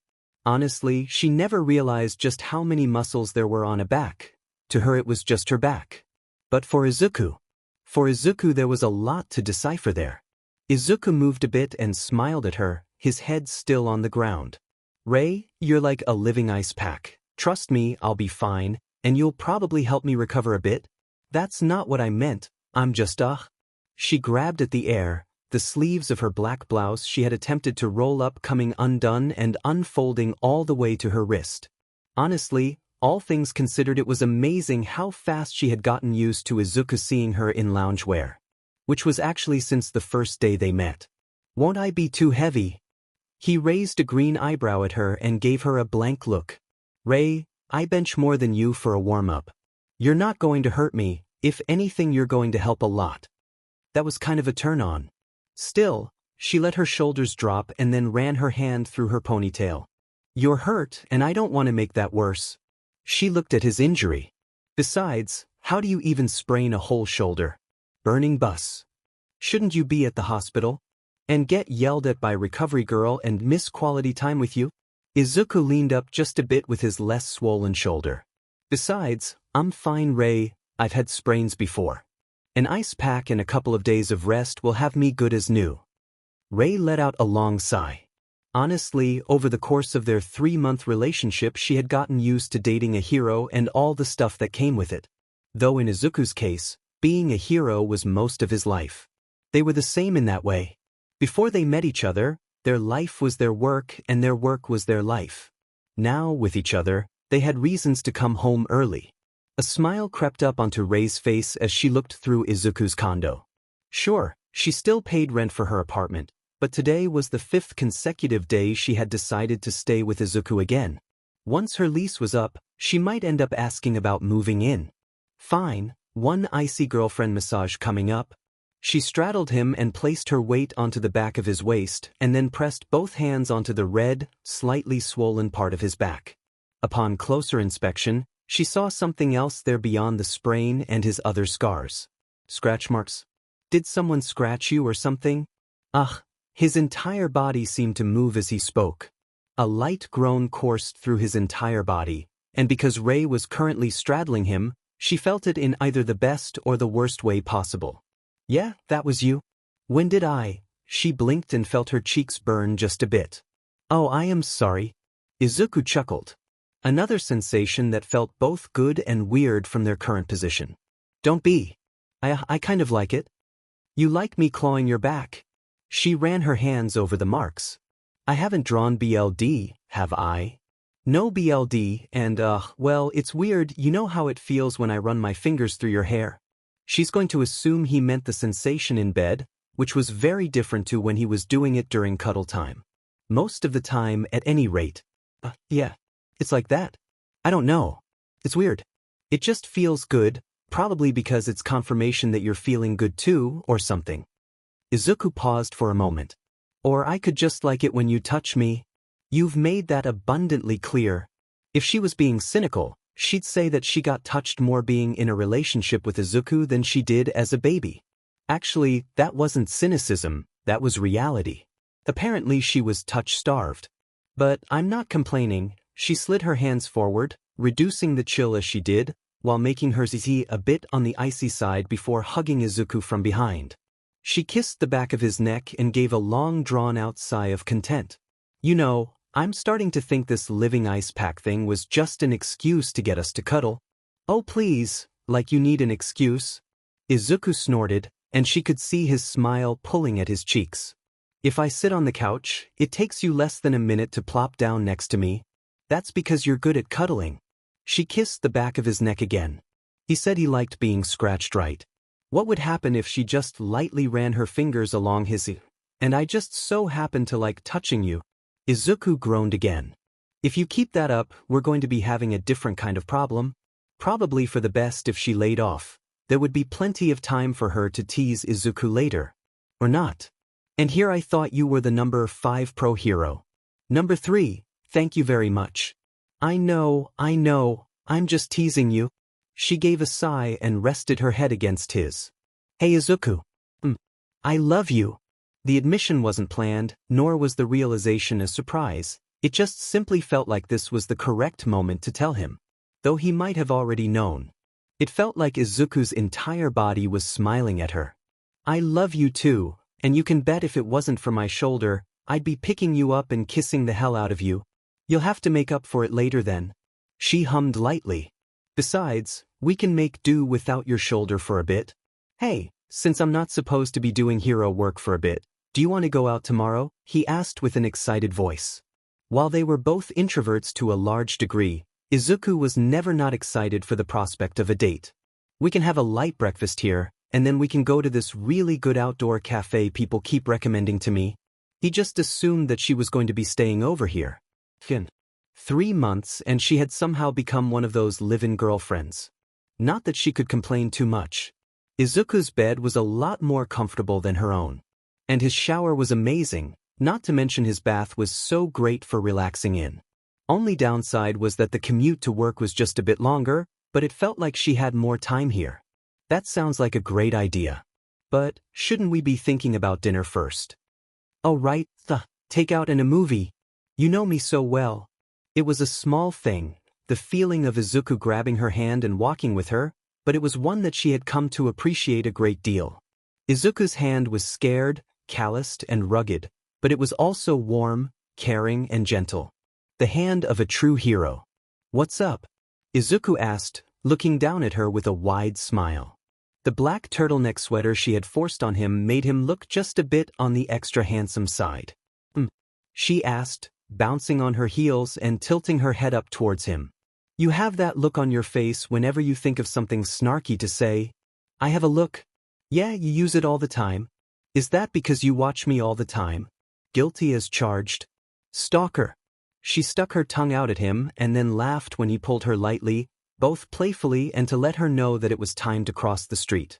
But if you must know, I was thinking about your hands. My hands? She hummed in acknowledgement. They're the hands of a true hero. Coming from you, that means a lot. Squeezed her hand just enough to be firm and then pointed up towards the roof of a building. That's the place. Oh, on the rooftop no less. She hummed and skipped a step as she just felt a bit of giddiness that all but defined their relationship. They took the elevator inside the building and were escorted to the rooftop terrace. A lit brazier fought off the cold March air and several plants hung from the edge. They were guided towards their seats, giving them a perfect view of the street below and the city skyline. She wouldn't call it romantic, but it was cozy, and honestly, that was pretty romantic to Ray. So, what's good here? She asked, fully expecting the smile on her face to not once drop. Small talk wasn't a strong suit for either of them, but that didn't mean that she didn't enjoy the silence with Izuku as they waited for their meal. It was simple, hand across the table, their fingers barely hooked onto one another, a few words here and there as they talked about anything and everything that came to mind. It was all going so well. Their food was good, the drinks were amazing, the live band was great, and Izuku was just amazing company as always. And then it all went up in smoke. It was strong not to notice him. Flames trailed behind him as he jumped from rooftop to rooftop on patrol, the occasional popping noise reaching them. The popping grew closer. The flames grew brighter. And Ray hoped that he would simply continue on his patrol and not even see them. Or if he did, he'd simply ignore it. Those hopes were dashed. From across the street her eyes met his blue eyes. Years of avoiding people, of being the wallflower had taught her to read someone's mood with a glance. He was furious. Endeavor's entrance was one of fire and anger. Oh, Endeavor, what's up? You're not the type to swing by and just, Izuku started. Endeavor looked at her, his fiery brows furrowing as his jaw twisted in anger. His eye puffed up and his flames grew brighter. You're cucking me with him? The question was not asked, but roared. What? Izuku started before her. Look, I'm not going to let you shout at my girlfriend like that. He stood, hands on the table and a light wince on his face from his shoulder. Ray felt herself shrinking into the seat, like she was melting under this already heated exchange. She had honestly forgotten about the contract. Though that wasn't quite right. She was reminded of it from time to time, a moment of clarity that she needed to tell Izuku, which was quickly replaced by the feeling of not wanting to bother him. She always thought she had time. But time was up. Your girlfriend? Endeavor smeared towards Izuku. She is my wife. Your wife lives in a one-room apartment, was Izuku's instantaneous response. Endeavor growled and stepped forward. We have a contract? Izuku looked towards her, confusion and disbelief on his face. I'm not his wife. she said firmly, earning a glare from endeavor that could melt a glacier. Not yet. I signed a contract, before I met you, and we're supposed to wed this summer. The disbelief and confusion on Izuku's face turned to hurt. He took a step back and she could feel her heart breaking. She expected him to say something to hurt her just as much. She hoped that he would fight for her, that all the time they had spent together would mean something. But what Izuku did hurt her far more than anything she could have imagined. He took another step back and then floated up and away, his gaze leaving hers for what felt like the last time. Endeavor crossed his arms and then glared at her. He better not have tainted you. Urine butt. She grabbed her coat and left as fast as she could. She needed to go somewhere to cry. Cry as much as she could. Ray pressed her back against her door. Her apartment was cold in ways that made her feel uncomfortable. It was the cold of an abandoned place devoid of life.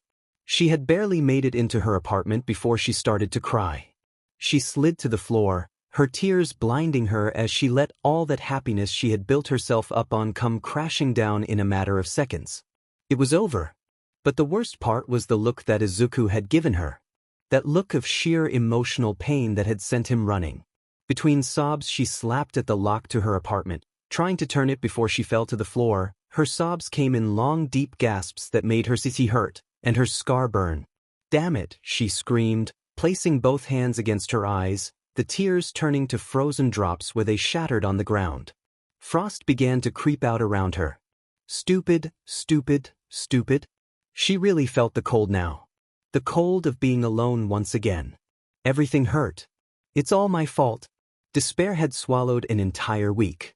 Save for the dull light of her TV, her room had been in a constant state of darkness ever since she had come home that day. A series of documentaries had been playing non-stop on her TV, if only to give her just enough noise to not lose her mind. Though she might already be there. A knock came from the door, and Ray pushed her face off of her pillow for a few moments. Did she order takeout? Sure, she was out of food at her apartment, but she also wasn't hungry. She hadn't been hungry in a while. She glanced at her phone. With a groan, she slapped the ground, prodding for her charging cord, unwilling to gather the energy to even consider really looking for it. Besides, she was pretty sure her tears had left her partially blind or something. Another knock. Come. Her voice cracked, her throat dry and her entire body ached. She flopped back down into her bed and coughed. It's open. The door opened and Ray glanced at the first person she had seen in a week. Holy SHT ball Ray. Yoshizawa stumbled into her apartment, her breath instantly forming into steam. It's freezing in here. Is this how you always live? It's -60 outside. Oh, wait, is this a quirk thing? How do you not melt in the summer? Are you like ice? Ray turned her attention back to her ceiling, an object with which she was becoming intimately familiar. Yoshizawa walked closer, shivering with each step, her rain jacket providing her with little in the ways of warmth. Without even asking if she could, Yoshizawa sat down next to Ray's bed and folded her arms slightly. Your neighbors must hate you if you make your room this cold. They haven't said anything. Ray gave a light grunt and then sat up to look at Yoshizawa. Was she really so nosy or gossip-starved that she'd come all the way out here just to chat? Why are you here? Because I'm worried about you. You haven't shown up to work in over a week. You also haven't responded to my texts, which isn't that unusual, all things considered, but this time I didn't feel like you had this whole eye-rolling thing you normally do when you ignore me. Yoshizawa spoke through chattering teeth. So, what gives, you going through a breakup? The image of Izuku's heartbroken expression flashed into her mind as it had done so many times since then. She felt her body shrink, the frost crawling up the wall as she bit her lip and felt the guilt nibble at her mind. Holy, is he that bad? Yoshizawa spoke in a soft voice. You two were so good with each other. I've honestly never seen you smile that much, and I'm like the closest thing you have to a friend. Don't deny you know it's true. She barely mustered the energy to shrug. So, who gives? Was he cheating on you or something? Because I know just how bad that can be. Don't you cheat on your husband every week? How do you think I know so well? I normally try to avoid people that are already taken or something, and it's not like I'm lying or anything. The glories of a loveless marriage. But that's why I was so happy for you. You and Izuku had that love. So, I mean, what gives? Because, like, really, you two were on some hallmark levels of perfect. Rei felt her entire being groan. She pushed up from her bed, her arms shaking, her stomach churning in disgust. If she looked half as bad as she felt, she was surprised that Yoshizawa hadn't vomited yet. When was the last time she had showered? What day even was it? Holy V. Yoshizawa muttered, I feel like I need to wash you off with a hose before we go for a spa day. She didn't even have the ability to be upset with that. Rei sat up in her bed, the same shirt she had been wearing for the past couple of days stuck tight to her body while her lack of pants made Yoshizawa raise a carefully manicured eyebrow. Her head pounded at her as she let the silence melt into the room. Do, she started slowly, the words sounding like the first daring drip of water to form after a deep freeze. Do you know about? She bit her lip.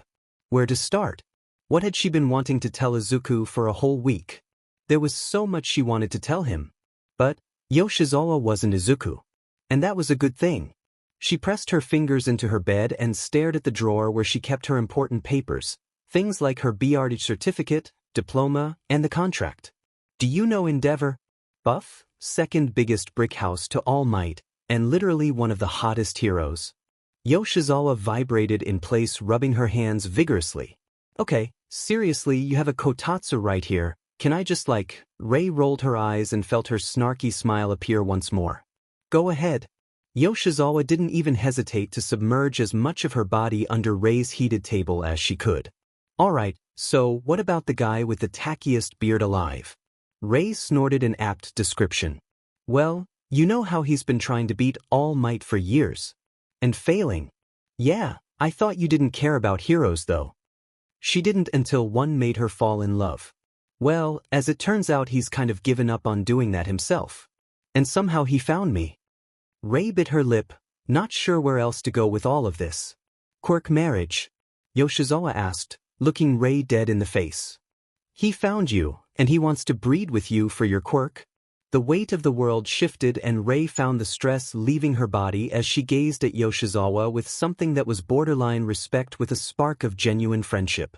Yeah, that's exactly it. Well, he's off the list of heroes I want to pick me up and F me against the wall. Yoshizawa didn't even blink as she said that. Which was fair, because Rei blinked enough for both of them. Alright, so we've established that Endeavor is a prick, but how does that lead to you and Izuku being less together? She glanced back towards the drawer and let out a long sigh. Her hair was thick and unmanaged, less like flowing locks and more like one tangled mat of hair. She still remembered the feeling of Izuku playing with her hair. Technically, I'd probably be dead right now if it wasn't for Endeavor. Back then, it seemed like the right thing to do. Marry him, have some kids, and not be dead. She placed a hand over the scar that had saved her life. It sucks, Yoshizawa said for both of them. Giving up your freedom. It cheapens everything. It makes the spring seem gray, it makes food taste like ash, and booze taste like pieces. It can make SEC feel like staying the night in an abandoned schoolhouse on a windy night. So, when you get sick of it, you start to look for whatever avenue of freedom you can get, you find what small joys you can, but at the end of the day, the beer will still taste like PS. That rant came from Yoshizawa's soul, and Rei couldn't help but feel more than a small bit of guilt over how she had treated Yoshizawa up until now. I'm sorry, but we're both in the same boat. Yoshizawa looked at her and smiled. A great big pure smile. Or at least, going to be. When are you and the flaming Deech supposed to get married? And I assume this whole contract thing happened before you met Izuku. Yeah, it did. She grabbed her mattress and leaned forward slightly, her heart aching all over again. I didn't want to hide it from him or anything, it was just. I was running away from it with him. You should tell him this, not me. That was the penultimate blunt truth of it all. How?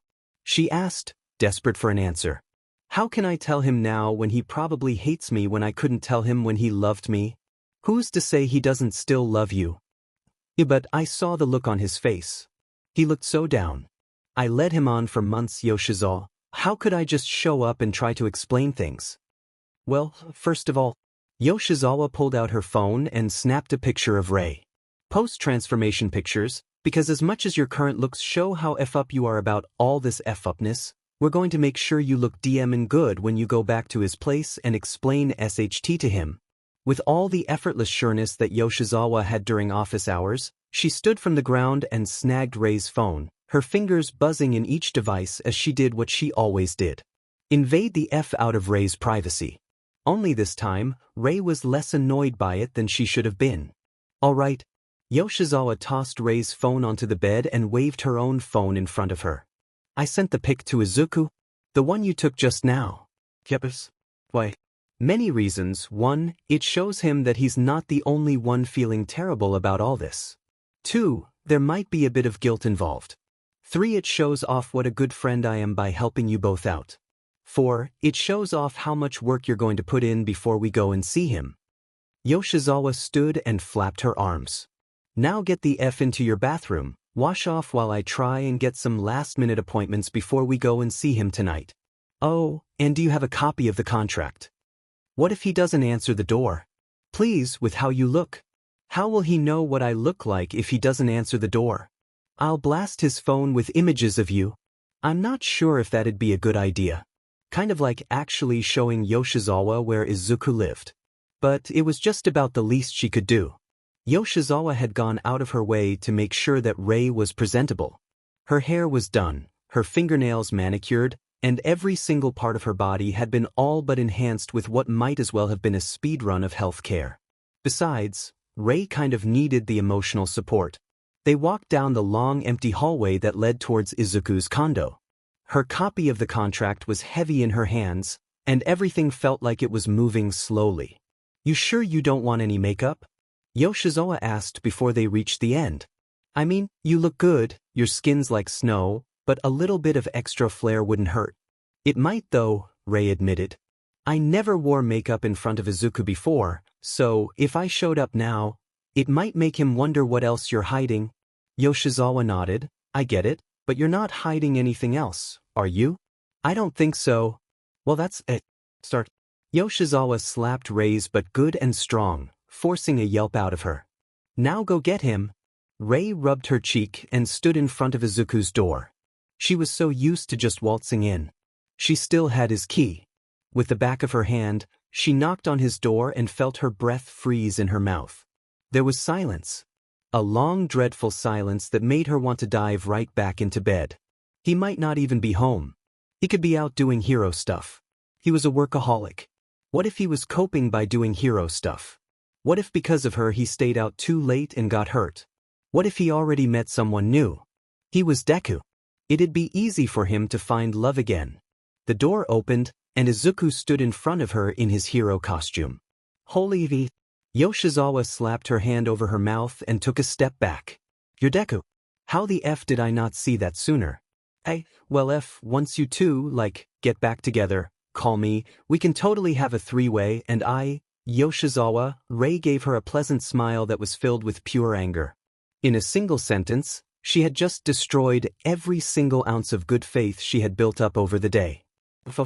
Oh, right, sorry. Yoshizawa had the good graces to look more than a bit embarrassed, her blush being highlighted by her dark hair. I'll just, go F off for now. Good luck. With a sigh, Rei turned back towards the still open door and saw Izuku was looking at her blankly. He hadn't shut the door in her face just yet. Can we talk? An age passed before Izuku stepped back and opened the door wider, letting her into the place that still felt like home. This was a good start. Cold. Silent. Izuku's condo had once been a place of joy, warmth, and bliss. And it still could be. She could feel it. That was why Izuku had allowed her back inside. He wanted what they had back as much as she did. Izuku's movements were firm, deliberate, and cautious. He stayed out of arm's reach from her and kept his mouth shut. He hadn't spoken a single word to her yet. But he kept stealing glances at her. The strong line of his mouth began to waver. They could overcome this. She just needed to be honest. He took a seat at the small tabelli they often ate at and folded his hands in front of his mouth, eyes closed. He was searching for something to say. Rei would help him. She sat down adjacent to him, both to satiate her for the selfish need for closeness with him, and for the ease of showing him the documents she had brought. With a steady breath, she placed the contract on the table and stared at it for a few moments. I should have told you sooner. That was the simple truth of it all. I'm sorry. Sorry I hurt you like this. Sorry I was too afraid to be upfront about my situation. Already, she could feel the tears swelling up in her eyes, ready to be let loose at a moment's notice. She closed them tight and took another breath. This was not the time to cry. I never expected to fall in love with you. She caught him biting his lip as she confessed once again. I know that's not much of an excuse, but I knew that once we got serious, I needed to tell you at some point. I think I was just hoping that Endeavor was just going to call it off or something. It was just so easy to forget about it and be happy around you, Izuku. But I guess I should talk about. She gestured towards the contract that she wanted to burn up and throw in the trash and spit on over and over again. This? Izuku gave a slow, steady nod. It was before I met you. Endeavor was looking for someone that would marry him, not for love, but as a quirk marriage. He wanted me for my quirk and nothing else. At the time, I was facing my own mortality. Your scar. Izuku spoke for the first time that day, his hands tensing in front of him as he watched her carefully. I did say it saved my life, didn't I? Rei asked with a soft smile. She wanted to hold onto Izuku's hand right now. I was born with a list of defects, and to make things worse, my quirk was too strong for my body. Some doctors said I was going to die before I hit 20. By the time Endeavor found me, I certainly felt like I was weeks away from death. At the time, it felt like a good deal.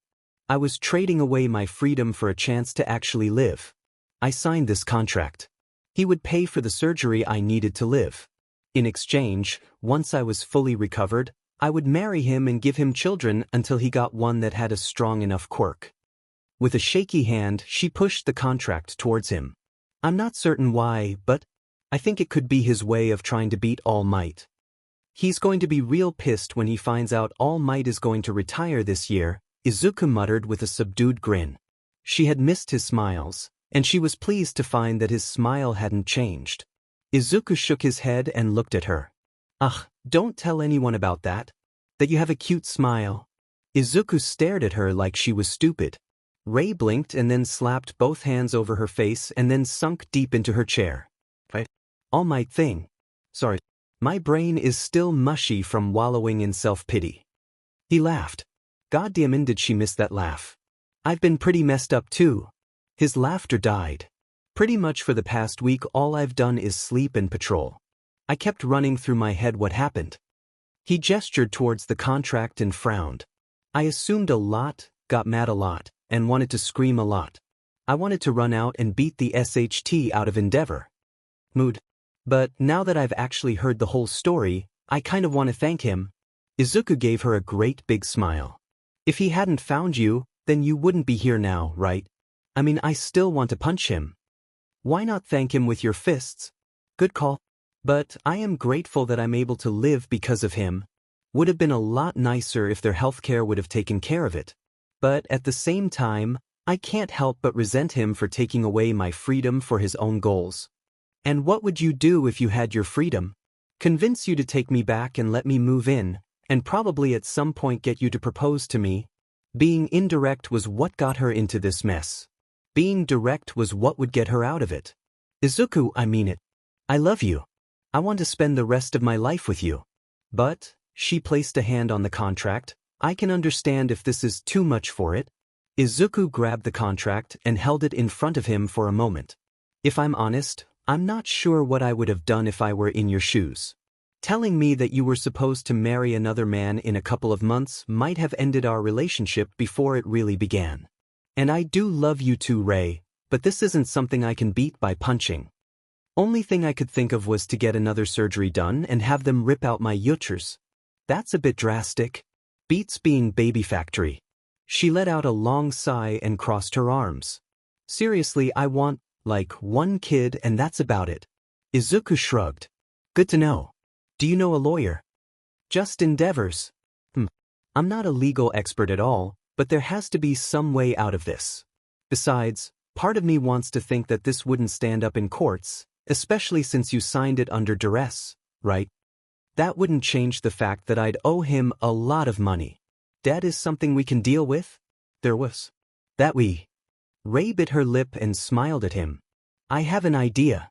Izuku looked at her, one eyebrow raised. You marry me and get me ping. She smiled at him with all the deviousness she could muster. Even if the courts allow it, I doubt that Endeavor wants the PR of being the guy that forced Deku to divorce his wife and made her get an abn. Honestly, part of me wants to do that just to PSS him off. Izuku didn't smile as he spoke. But wouldn't that be rushing things? What if things don't work out between us? She grabbed his hand for the first time that night. Izuku, look at me. He did so and smiled. Our first time seeing each other in a week after what happened, and we're already smiling, laughing, flirting and saying we love each other. Things already feel back to normal between us unless I'm reading everything drastically wrong. But I think we do okay.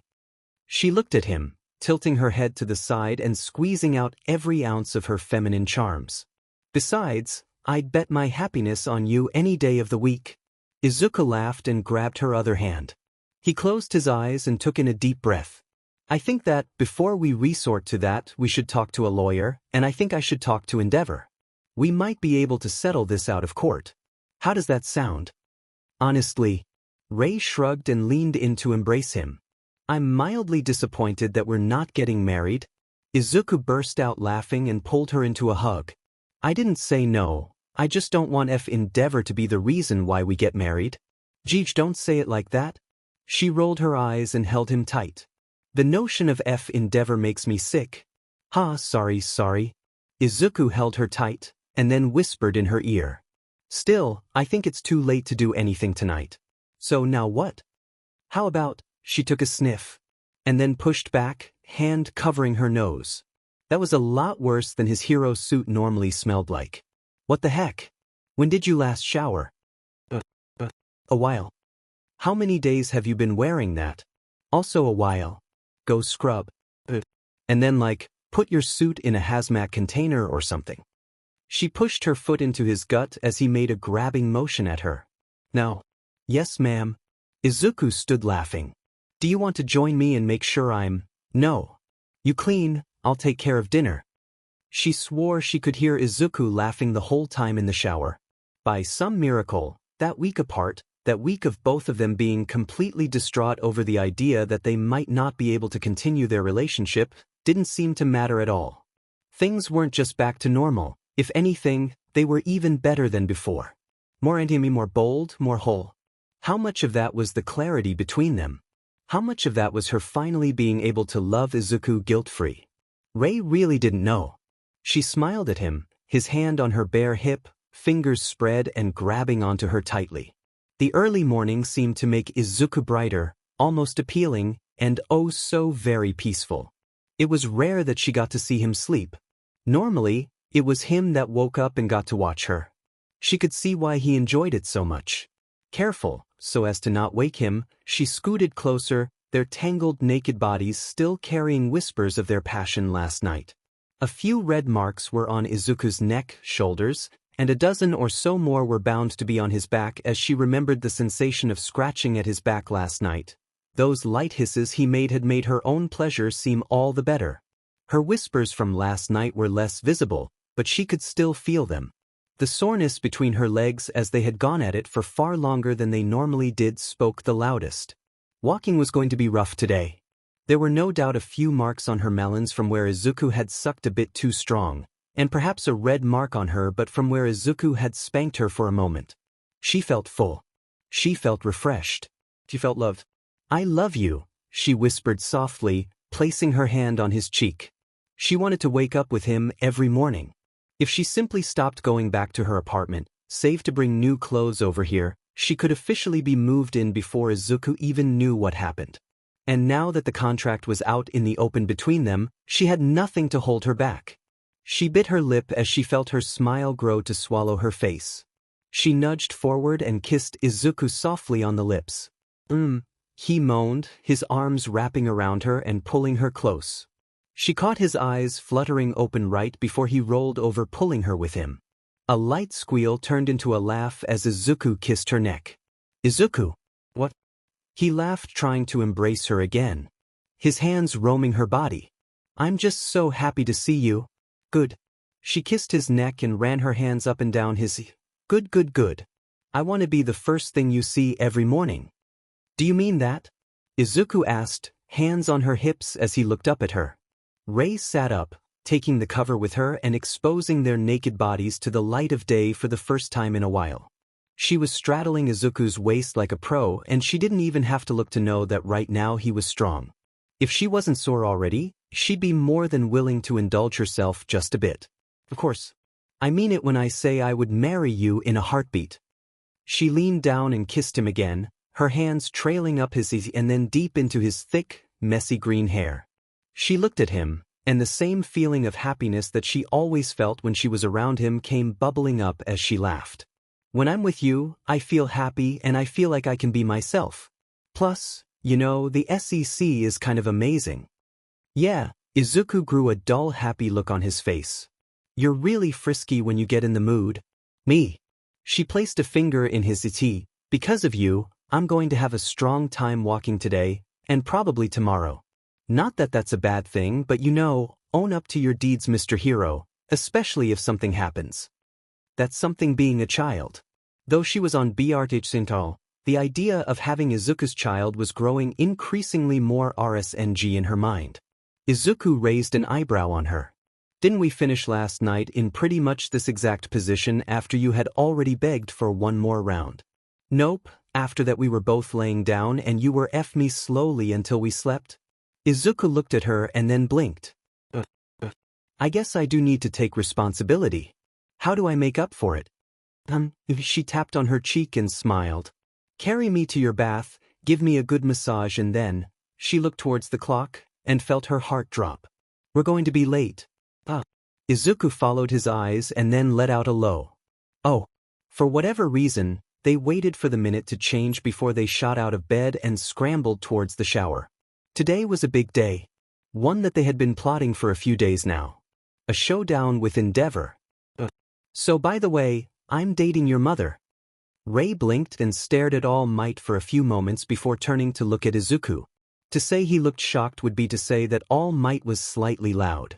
With a pursed lip, she looked back towards the large man that Izuku had brought in as their witness, and probable deterrent, for their confrontation with Endeavor. It wasn't that Izuku couldn't be Endeavor in a fight, Rei was pretty sure he could. But All Might was there to simply stop stuff like that from even happening. Plus, All Might brought the media. With all three of the top 3 heroes in one place, all eyes were going to be on her, which, as much as Rei valued her privacy, would work strongly in their favor. Izuku scratched the back of his head and tilted his head to the side as he opened his mouth and no words came out. He closed his mouth and then looked to her before looking back to All Might. Why are you telling me this now? All Might shrugged and laughed. Well, I figured I'd tell you before I announced my retirement and ran away with your mother for the foreseeable future. So, Rei blinked and looked at All Might, and then back towards Izuku. How do you know All Might? I trained him. You should have seen him before I got my hands on him. Actually, I still have that picture saved. All Might pulled out his phone and almost a second later pulled out a pair of reading glasses that made him look more mature and responsible than he had any right to be. Honestly, her impression of the top 3 heroes had changed drastically since she actually grew to know them. Even before, when she simply didn't care about heroes, everyone knew All Might. But now, in a short few moments, that image of a hero had been shattered and was now replaced with a goofy uncle that told bad jokes.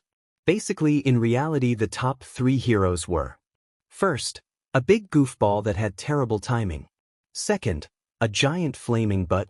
Third, husband material. All Might held up his phone and beamed at her. Look at that twiggy little twerp. Came crying to me asking if he could be a hero, and I just felt so bad for him I had to WP him into shape. All Might. Izuku covered his face, blushing like she was being shown baby photos. That was years ago. Rei leaned in and looked at young Izuku. His head was too big for his body, he was crying, and he looked like a breeze would break him. Well, Rei licked her lips and looked at Izuku again before turning a smug look towards All Might. I can say from first-hand experience that your physical training with Izuku paid off in some unexpected and wonderful ways. Izuku blurted out, his eyes going wide and his blush doubling over. What do you? All Might blinked and came to a stop when Rei bit at the air in Izuku's direction. Oh my. I see. Making the number 1 and number 3 heroes blush. Now that was empowering. Izuku, my boy, I think you have one hell of a catch here. The waiter came into the slightly private room they had rented for the day, the menus in his hands and Endeavor hot on his heels. Right this way, sir, your party is waiting for you. Thanks, Endeavor growled, brushing past the shorter man with the kind of rudeness that wouldn't be redeemed with a tip. As the only one dressed in their hero costume, Rei instantly felt like her and Izuku put too much effort in looking respectable today. Well, she already felt like that when All Might showed up in a white shirt and tan shorts like he was already on holiday. Dude was already wearing sandals and socks. I know why you called me here. Endeavor spoke with a firm voice and glared at her especially. My answer is no.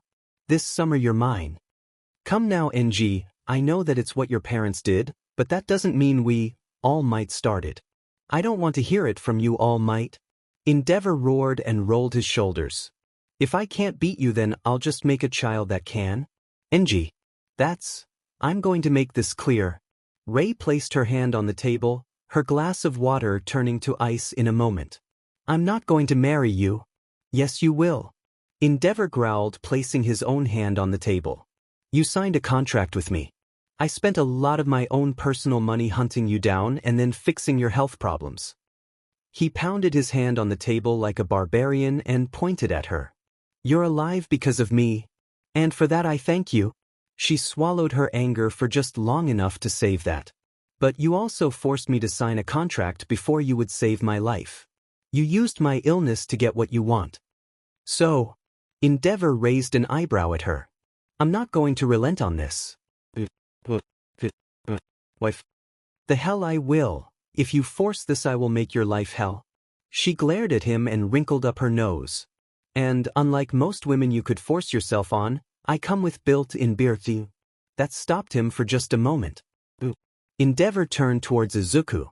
What on earth did you do to her? Izuku raised his hands up in defense. She was always like this. I just brought her out of her shell. Demonstrate he did. Okay, before things get heated, I believe we can settle this smoothly. All Might stood, and for the first time since she had met him, he actually felt like the hero everyone respected. NG, are you really going through all this just to beat me? You've been the number 1 pro for too long, All Might. Endeavor grit his teeth. I'm the only one that's still trying to surpass you. Not the only one. All Might gave a long sigh and pointed towards Izuku and Rei. Their generation is filled to the brim with people that want to become the next number 1. I know that Deku dreams of becoming the number 1 hero as much as you, but he's not so desperate as to force someone to marry him. Endeavor's mouth was a strong, firm line, and his eyes were blazing with fury. You're not that much older than us, Endeavor. Izuku stepped forward, but what All Might is saying is right. Every student in UA talks about how they want to beat All Might someday, and I know that I want to be the number 1 too.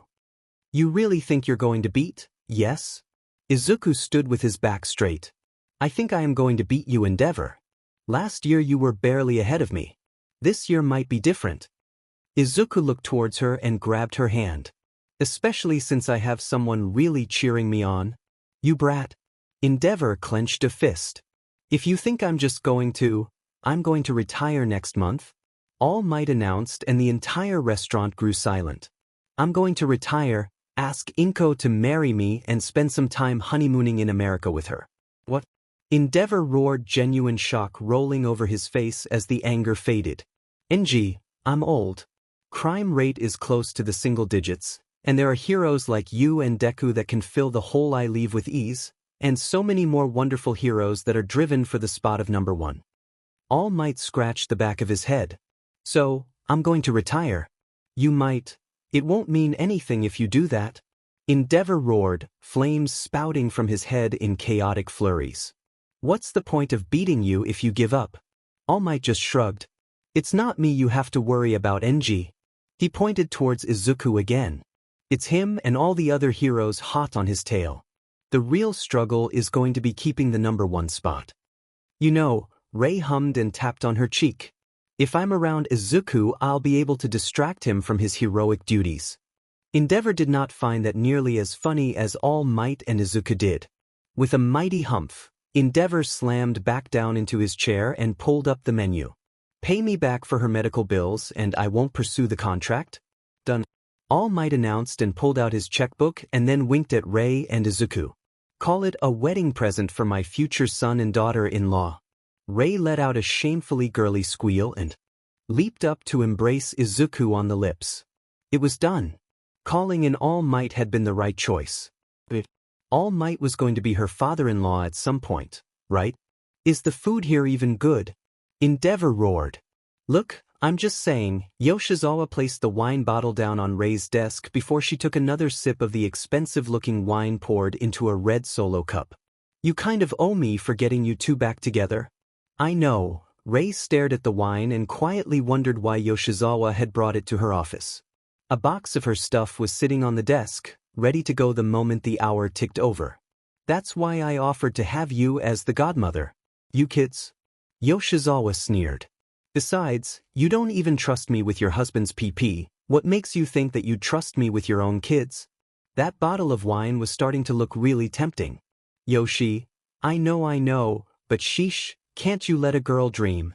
She downed the rest of the red solo cup and smiled at her. Out loud, publicly. Your thirst for my husband is duly noted and you are invited to the wedding. Rei patted her ever so slightly bloated belly and smiled. One child. That was what she and Izuku had agreed to. She just didn't expect it to happen quite so soon. They'd only been dating for a year even if she basically lived with him now and they did have a healthy amount of section.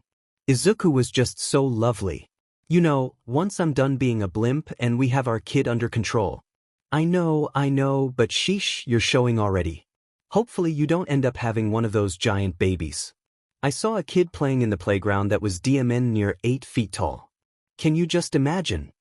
That's what doctors are for, Rei smiled. She could live with another scar or two.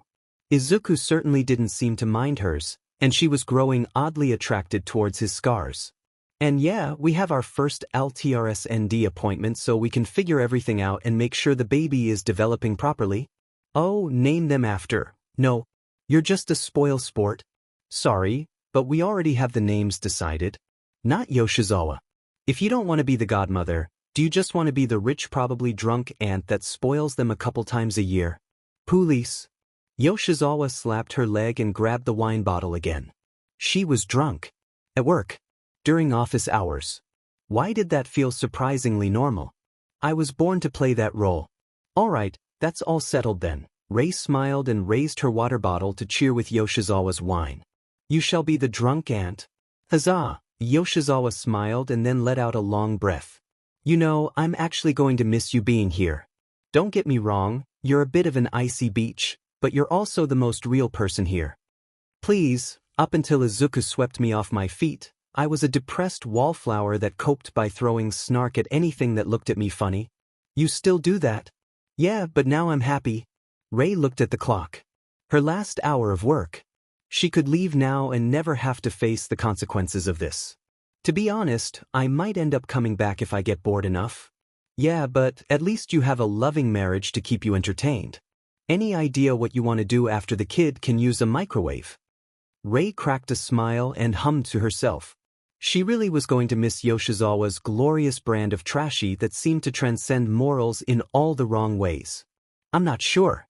I never really thought I'd get this far in life. Maybe I'll try being creative. Do you think people would pay me to insult them? Probably, people have weird kinks, but you might have to step on them too.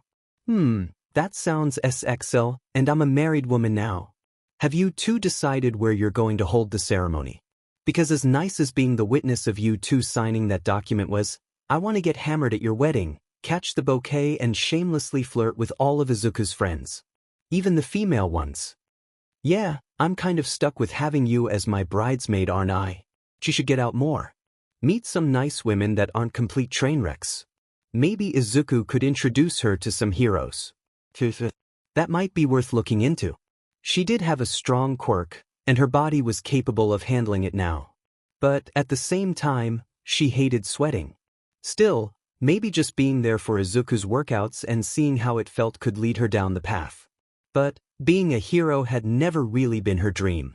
Still, being a housewife won't be too bad for a while. It'll give me some time to figure out what I want to do.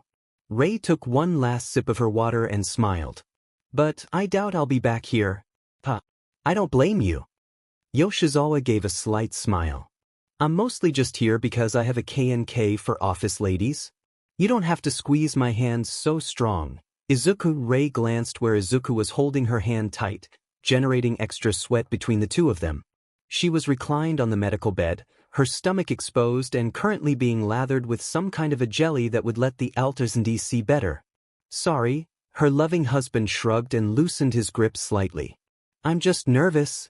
If you're nervous about this, you're going to end up kicked out of the operating room when I actually give BRH to this thing.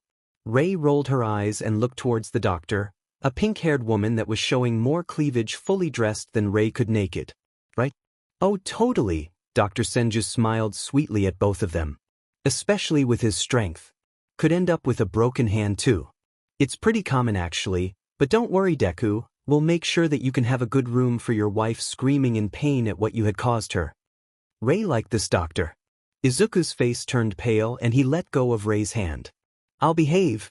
I'm sure you will. You know, for the future #1 hero, you're a lot more whipped than I would have thought. Dr. Senju grabbed onto some kind of device and held it up with a great big smile. Well, let's take a look at the future Midoriya, shall we? Oh yeah, that was her last name now. Rei smiled and nodded. A moment later, she felt the cold sensation of the gel being pressed to her stomach. The grainy black and white monitor shifted until a few shapes began to appear. They weren't exactly human, but they were close enough. And there they are now, let's see and oh, Rei asked. I don't like oh, well let me just put it this way. Either your kid has 3 hearts, which isn't the most uncommon thing in the world mind you, or you have triplets. Rei felt her mouth drop at that revelation. So much for just one child. Hold on, let me see if I can find them all in you there, Todd. Stop saying weird things. Sorry, it's just they're all in the same position, which is weird. I think. Dr. Senju furrowed her brow and continued to move the device around. The screen moved in strange ways that made Rei's head hurt. Okay, so all of them have good heartbeats for their age. And, furthermore, all of them have the usual amount of limbs. Oh, and they're all girls. Dr. Senju turned to them and blinked. Did you want that kept a secret? Honestly, gender stopped being important after we found out there were 3 of them. Fair. Rei took a deep breath and then glanced at the monitor. She had 3 daughters in there. She looked towards Izuku and frowned. This is your fault. You just had to say you wanted 3. Fortunately, as they would discover in the coming years, it wasn't that they had 3 daughters, but 1 daughter with 3 bodies. Which was still confusing, but explained why she picked up potty training really quick. They called her Hazel.